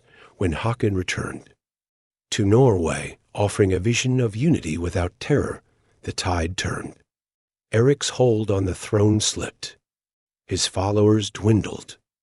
His enemies multiplied. Forced to flee, Erik gathered what loyal men he could and set sail once more, not as a king secure on his throne, but as a warrior once again adrift. The crimson throne he had seized through fire and steel crumbled in two, dust beneath him. And with it, the brief, brutal reign of Erik Bloodaxe in Norway ended. A king without a kingdom Exel did not tame Erik's spirit. It only sharpened it. With his family, his fierce wife, Gunhild, ever at his side, he roamed the cold seas once again, seeking new lands to conquer, new thrones to claim. His journey led him across the grey waters to the British Isles, to the storm-battered kingdoms where Norsemen and Saxons fought endlessly for scraps of power. There, in the shifting chaos of early medieval Britain, Erik found a second crown, the kingship of Northumbria, a realm caught between larger forces and hungry for a strong hand. For a time, he ruled once more from the ancient city of York. But the ghosts of Norway followed him. His rule in Northumbria was no gentler than it had been in his homeland. His sword kept the peace, but also sowed resentment. Intrigue swirled around him like mist off the northern moors. Enemies closed in. Alliances betrayed him. In the end, Erik faced the same fate that had haunted him since birth, the cruel, slow erosion of power by forces. He could not strike down with an axe. He died far from the halls where he had first been hailed as a prince. Some say he fell in battle, others that he was betrayed and ambushed. The sagas do not agree on the exact moment of his end, only that it came with violence, as it had always been destined to. Erik Bloodaxe, the king without a kingdom, fell not with ceremony, but with the raw, messy finality that often closes the stories of men too wild, too fierce, to ever fit comfortably into the walls of a throne room. his blood-stained foreign soil, a final, silent testimony to a life spent chasing crowns he could never truly hold, the blood that painted his story in the years that followed, the memory of. Erik Bloodaxe refused to die, the sagas and songs, shaped and reshaped across generations, wove his story into a tapestry of both horror and admiration. He became a symbol of ambition's cost, of the beauty and terror of a life lived without compromise. To some, he was a villain, a fratricide, a tyrant, a man whose lust for power left only ruin in his wake. To others, he was a tragic hero, a warrior too fierce for the soft cages of politics, a king undone not by weakness, but by the unforgiving hand of fate. His blood, spilled across Norway, across Scotland, across England, painted the canvas of the Viking Age with vivid, unforgettable strokes. His story became a cautionary tale and an inspiration. Even today, echoes of Erik Bloodaxe stir in the lonely hills of York, in the misty fjords of Norway, in the restless dreams of those who understand the hunger to chase something just out of reach. He lived as a storm lives briefly, violently, magnificently, and though the kingdoms he sought to rule have crumbled, though the stones that witnessed his battles have long since weathered into silence, the legend of Erik Bloodaxe endures sharp as a winter wind, fierce as the beating heart of the sea, a rogue king, a restless soul, a name carved into the deep bones of history, where no crown, no exile, no death can ever truly erase it. Chapter 13, Egil Skallagrímsson, the warrior poet, in the cold mists of early Iceland, where life balanced on the knife edge between hardship and hope, there was born a man whose spirit defied the narrow paths laid before most. His name was Egil Skallagrímsson, a man who carried two weapons with equal mastery, the sword and the poem. From his earliest days, Egil seemed touched by something wild and restless. As a boy, he was fierce and unruly, a storm barely contained within. Human form. Violence came easily to him, and those who crossed him often paid dearly. But alongside this, fury lived a rare gift of mind that could weave words as deftly as any craftsman shaping silver or wood dot. In the heart of Egil, war and poetry lived side by side, not in conflict, but in a strange, searing harmony. His anger birthed battles. His sorrow birthed verses. The Icelanders who told his story could never decide whether he was a hero or a menace. Perhaps he was both, a mirror reflecting the brutal beauty of a world where survival demanded more than strength, and where even the fiercest warrior needed songs to carry his name beyond death. Egil's life was never simple. It was a tapestry woven from oaths made in blood, songs sung in mourning, and battles fought not only for land or gold, but for pride, honor, and the desperate need to be remembered. He was a soul torn between the clash of blades and the quiet, aching truth of words, and in that tearing, something immortal was born. Feuds, battles, and oaths. Egil lived in a world where alliances were as shifting as the northern skies, and feuds could stretch across generations. Honor was a living, breathing thing, fragile, vital, and always under threat. Born into a powerful family, Egil grew up in the tangled web of Icelandic and Norwegian politics. His father, Skallagrim, was a fierce chieftain, and the legacy of strength was not merely expected of Egil, it was demanded from an early age. He wielded sword and axe with deadly skill. His first killing came when he was still a boy, a sign of the life that awaited him. The sagas tell of a world thick with tension, of kings who demanded fealty, of families who guarded slights like precious treasures, of battles fought in misty fields where brothers could become enemies overnight. Egil moved through this world like a force of nature. He fought when he must, and sometimes when he simply willed it. His loyalty was fierce, but so was his rage when betrayed. Oaths mattered to him, promises sworn in the heat of battle or in the sacred quiet of family halls. Among his many conflicts, One feud burned brighter than the rest, his long and bitter clash with King Eirik Bloodaxe and Queen Gunhild of Norway. Their animosity was personal, fed by insults, broken promises, and the dangerous pride of men and women who would not be crossed. Egil fought not only with weapons, but with wits and will. Battles on land and sea marked his path, each leaving scars not just on his body, but on his soul.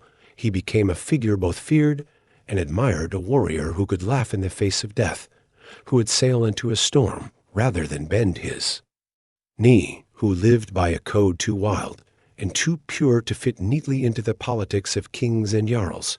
Feuds and battles shaped his life. Oaths shaped his soul, and through it all, the poet within him watched, remembered, and wove every wound into verse. Poetry as immortality for all his bloodshed, for all his triumphs on the battlefield. Egil's greatest legacy was not the lands he seized or the enemies he slew. It was the words he left behind. His poetry was unlike anything the North had known. It was raw, fierce, and unflinchingly personal. It captured the cold rage of a betrayed heart, the dark grief of losing a beloved son, the complex, stormy depths of a man who carried both violence and tenderness within him. In an age where poetry was often used to flatter kings and celebrate victories, Egil's verses did something more dangerous.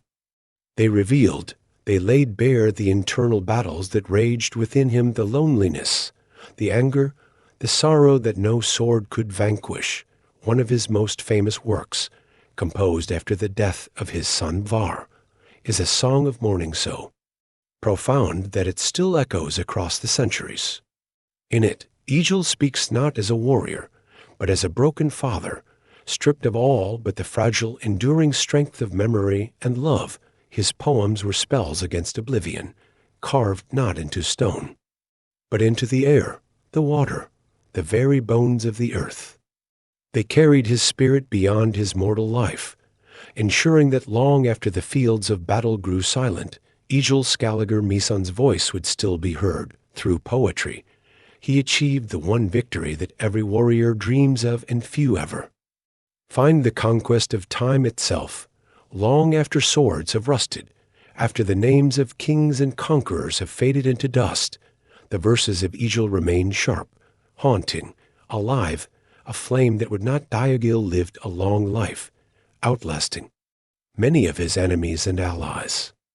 He grew old not in comfort, but in the stubborn, lonely defiance that had always marked his path. In his final years, his body weakened, but his spirit remained as fierce as ever. Blindness crept over him. The strength that once swung axes in battle now struggled to lift a simple cup. But the fire within him, the fire that had fueled both his fury and his songs, never dimmed. He continued to compose poetry even as the world he had known changed around him. His words became slower, heavier, weighted with the knowledge of loss and the inevitability of death. Yet even in his sadness, there was a kind of fierce beauty, a refusal to surrender to silence. Egil Skallagrímsson died as he lived, on his own terms, with his name already stitched into the fabric of legend. Today, in the old valleys of Iceland, where the winds carry the scent of the sea and the mountains stand silent watch over the earth, his memory endures.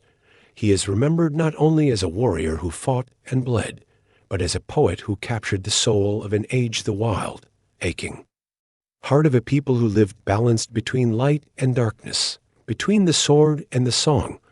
The flame he carried, a flame of passion, of defiance, of creation, did not die with his body. A tea still flickers in the sagas whispered around fires. It still burns in the verses sung beneath endless northern skies. Egil Skallagrímsson, the warrior poet, a giant who conquered not with empire, but with spirit, a voice that time could not silence, a soul that no winter could ever truly freeze. Chapter 14. Harald Bluetooth, the bridge builder, in the soft mist of early medieval Denmark, among the scattered kingdoms and quiet forests rose a man whose name would echo not with the clash of endless wars, but through the enduring art of bringing people together. His name was Harald Bluetooth, a king whose greatest legacy was not conquest, but connection. He was born into a land fractured by old rivalries, where chieftains guarded their small domains fiercely, and loyalty was a coin spent carefully. Denmark, Norway, and the surrounding lands were rich with culture and strength, but scattered like stars across a winter sky, brilliant, yet distant from an early age. Harald understood that strength alone was not enough. Power that shattered left only ruins. Power that united could build something lasting. When Harald ascended to leadership, he inherited not just a throne, but a question: how to hold together a people as wild and proud as the seas that shaped them. His answer was not simple force, though he wielded it when necessary. It was diplomacy, marriage alliances, careful negotiations, and when words failed, the firm but measured grip of the sword.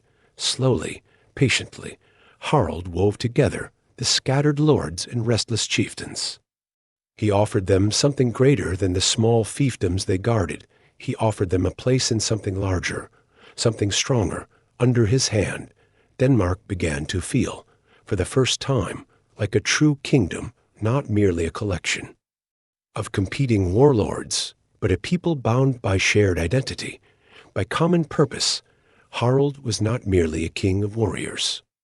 He was a king of bridges between tribes, between faiths, between the old world and the new, the father of connection, a quiet, steadfast architect of unity in a time when the sword was so often seen as the only tool worth carrying. Faith, power, and betrayal, but no bridge is built without crossing troubled waters.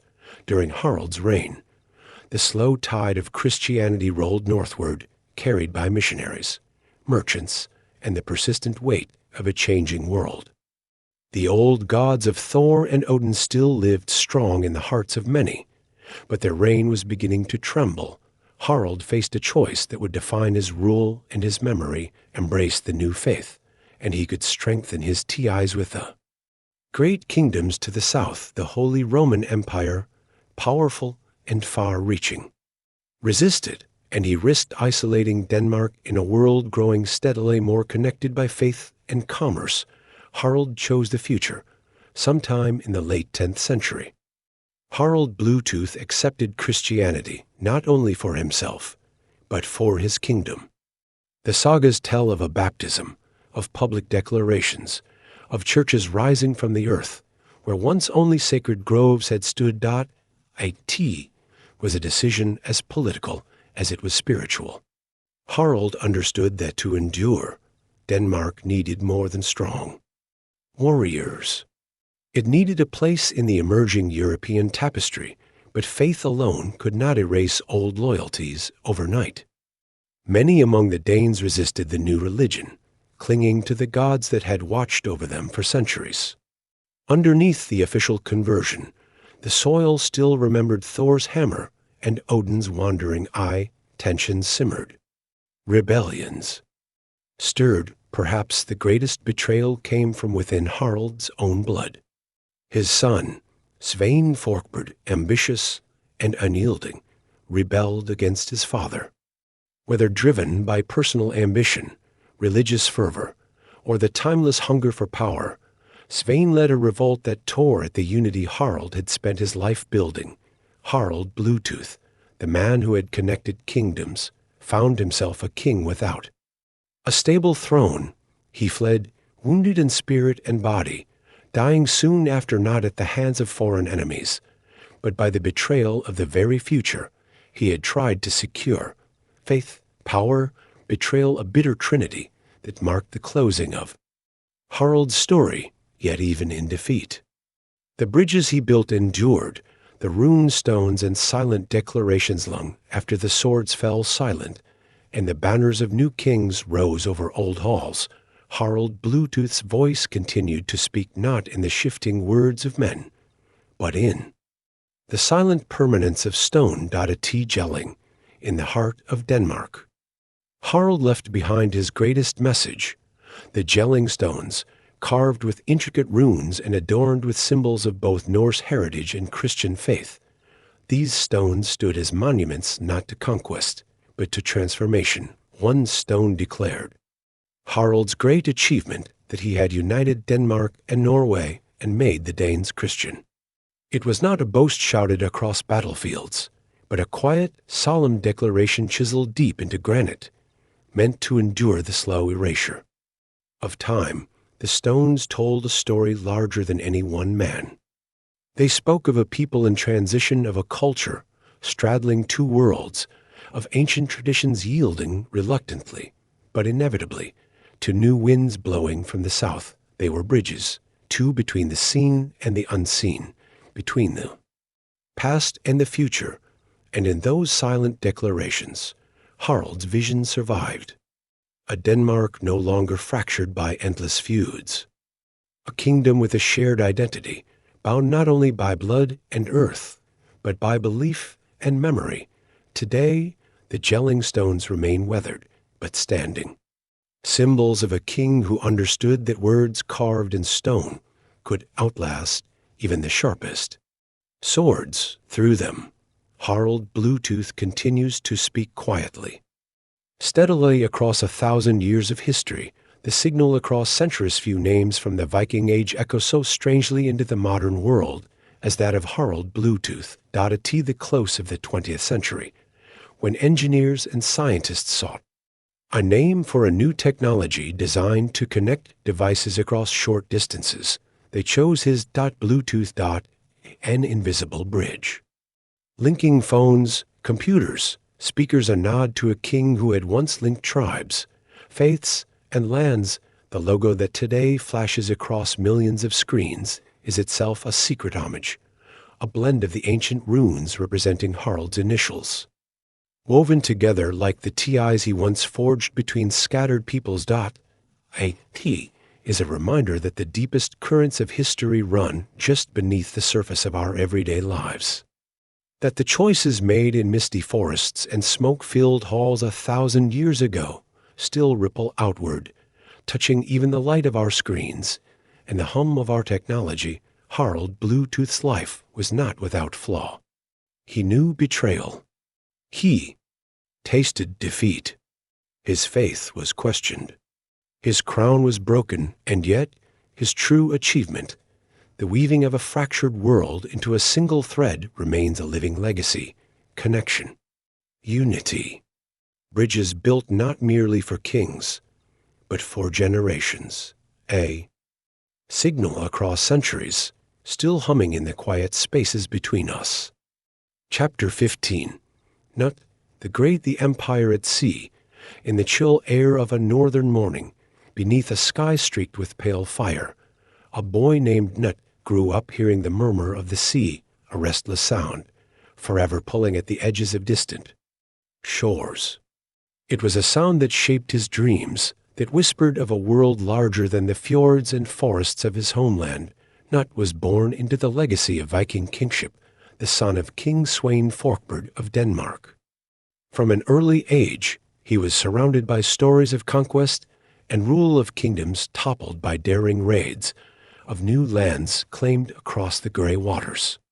But unlike many who saw the ocean merely as a highway to plunder, Cnut saw it as the thread that could bind lands into a single vast empire, while others fought for isolated victories.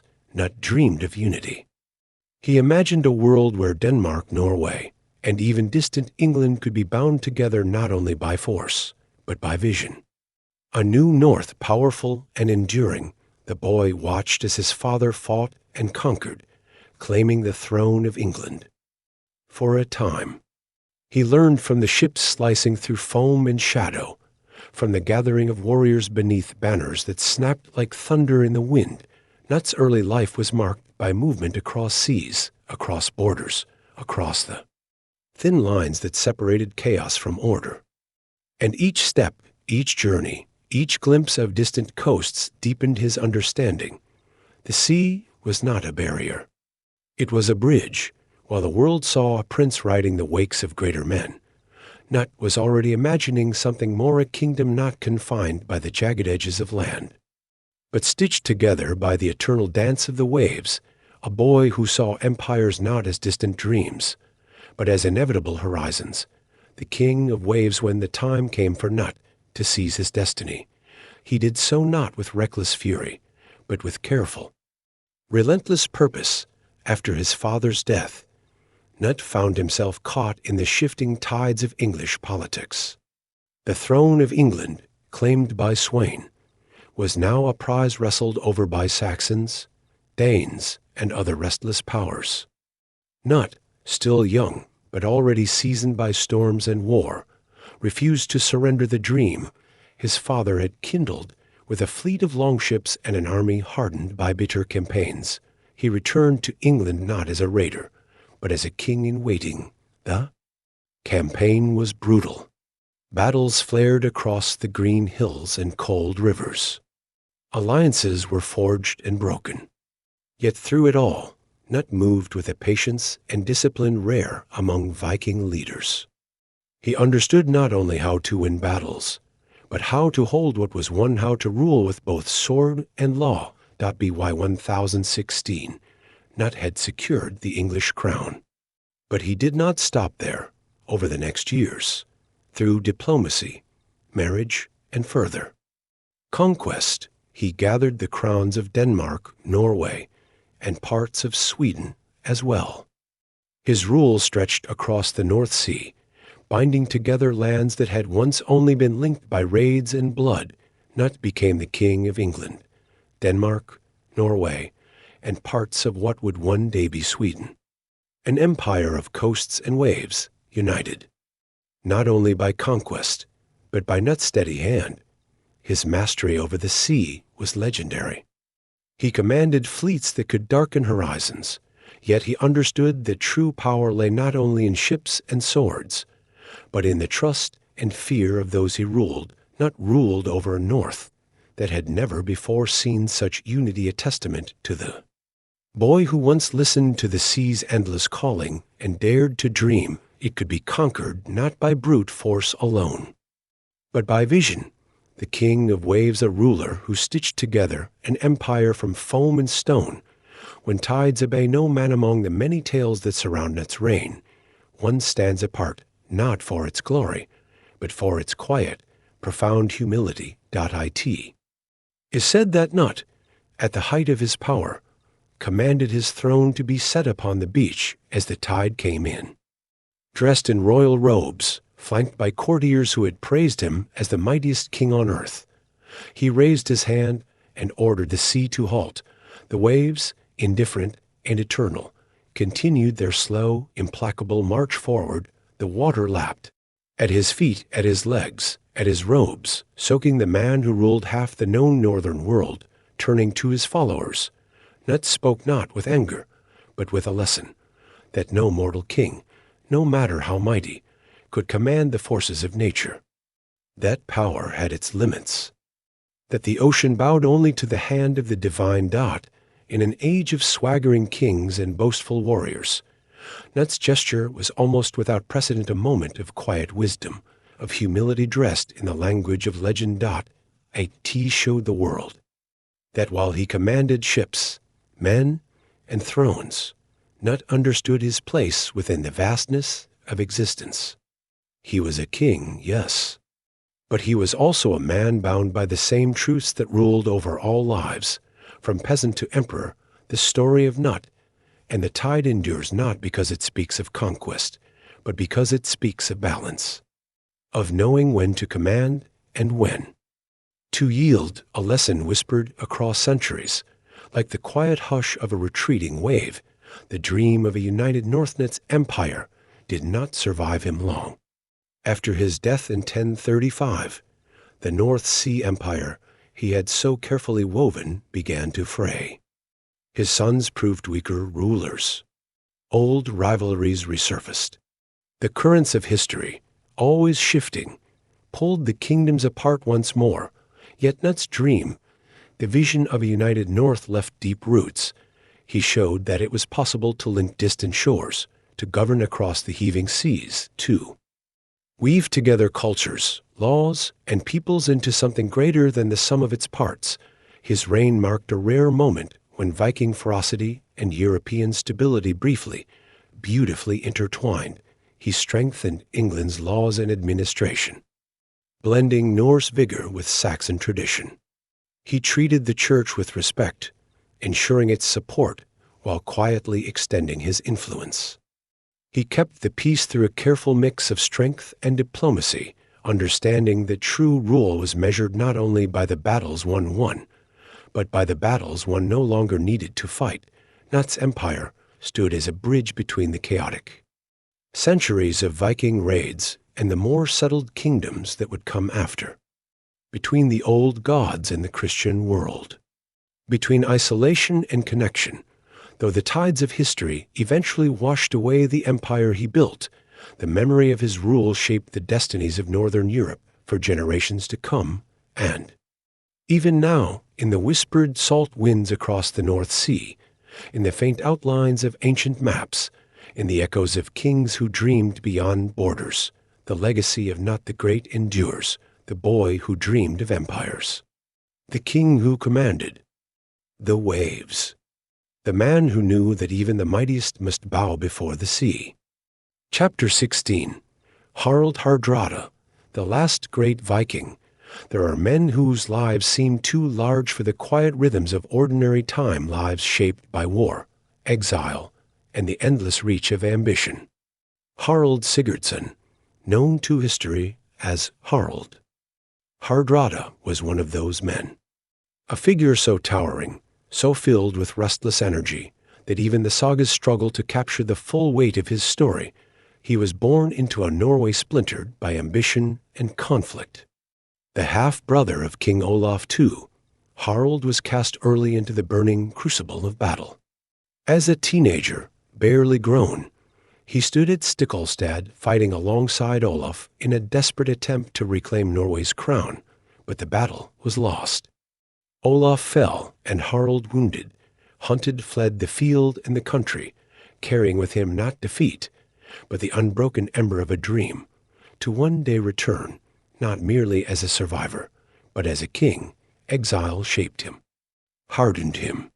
It taught him that fate bent not for the bold alone, but for the patient. Harald's spirit, so fierce and immediate, learned the slow, grinding dance of strategy and endurance. In foreign lands, he honed his skills not just as a warrior, but as a leader of men. His youth was scattered across continents, a path of battles fought beneath foreign banners, of loyalties pledged and tested, of a heart that burned ever brighter, even as the years pressed their cold weight upon him.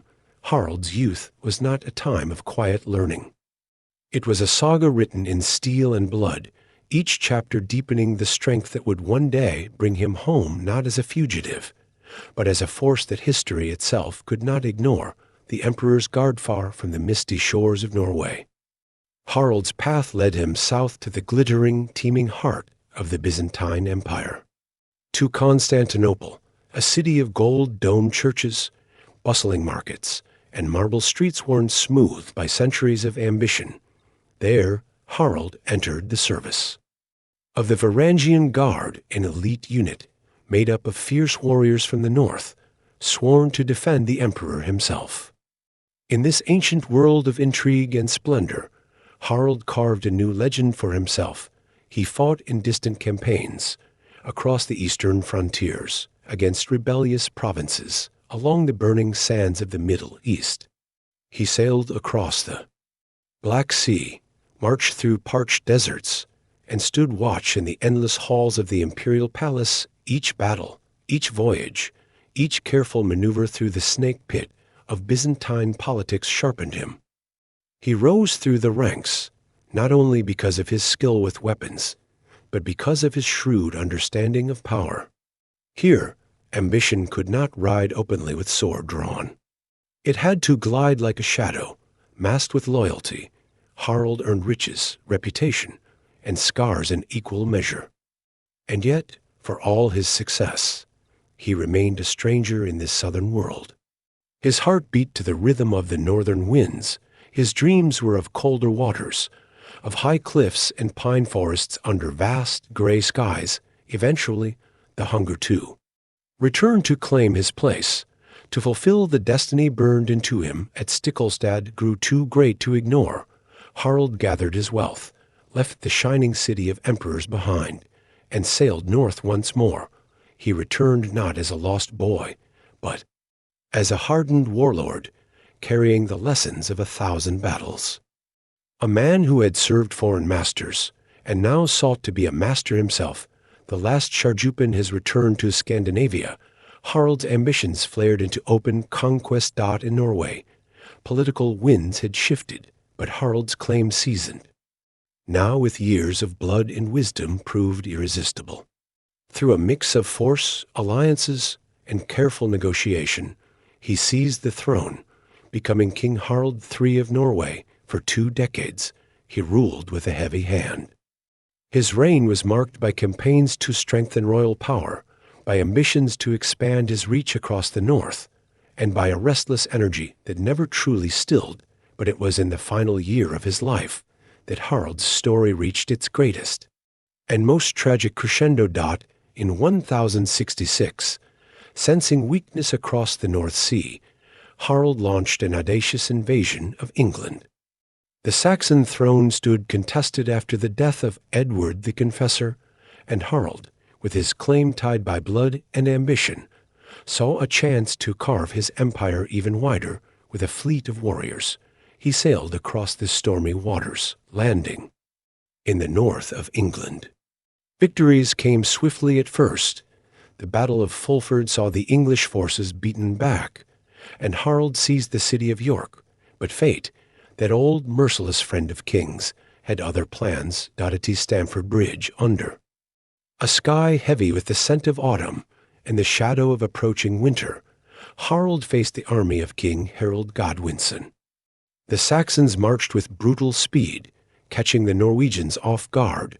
The battle was fierce, desperate, and legendary. Harald fought with the towering bravery that had marked his life. Without his armor, wielding a mighty 2-handed sword, he fought at the center of the melee, a figure out of saga, vast, wild, indomitable. And there, amid the clash of steel and the cries of dying men, Harald Hardrada fell. A single arrow, piercing his throat, ended the life of the last great Viking. King, the charge had failed. The dream of an empire across the seas crumbled into the dust of an English field, and with Harald's fall, something older than any one man passed from the world. When the North fell, silent Harald Hardrada's death at Stamford Bridge did not merely end a king's life. It marked the end of an age. For centuries, the Viking spirit, the restless hunger for exploration, conquest, and adventure had roared across the world's oceans. From the icy shores of Greenland to the burning sands of Byzantium, Viking sails had blackened the horizon, and Viking axes had redrawn the maps of nations. But after Harald, that spirit began to quiet. The Norse world turned inward. Kingdoms grew more settled, more bound by the slow, heavy rhythms of agriculture, trade, and the church. The wild, roaring energy that had driven generations to seek new worlds faded into song and memory. Harald's death was not just a military defeat. It was the sunset of a way of life, the final great charge of a people who had once dared to reach out into the unknown, to carve their names into the uncharted edges of the earth. The sagas would remember him fierce, unyielding, larger than life. A man who lived with the flame of an older world burning in his chest, even as the winds of change blew colder with each passing year. Today, the fields near Stamford Bridge are quiet. The river winds its way past green banks. Birds wheel overhead. The ground where swords once clashed and where Harald once stood now lies still beneath the passage of centuries.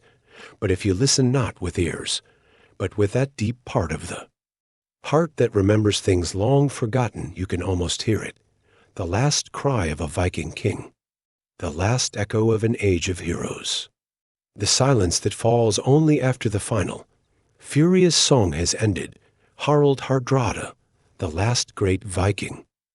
a name carried on the breath of the north wind, a flame that burned bright against the coming night.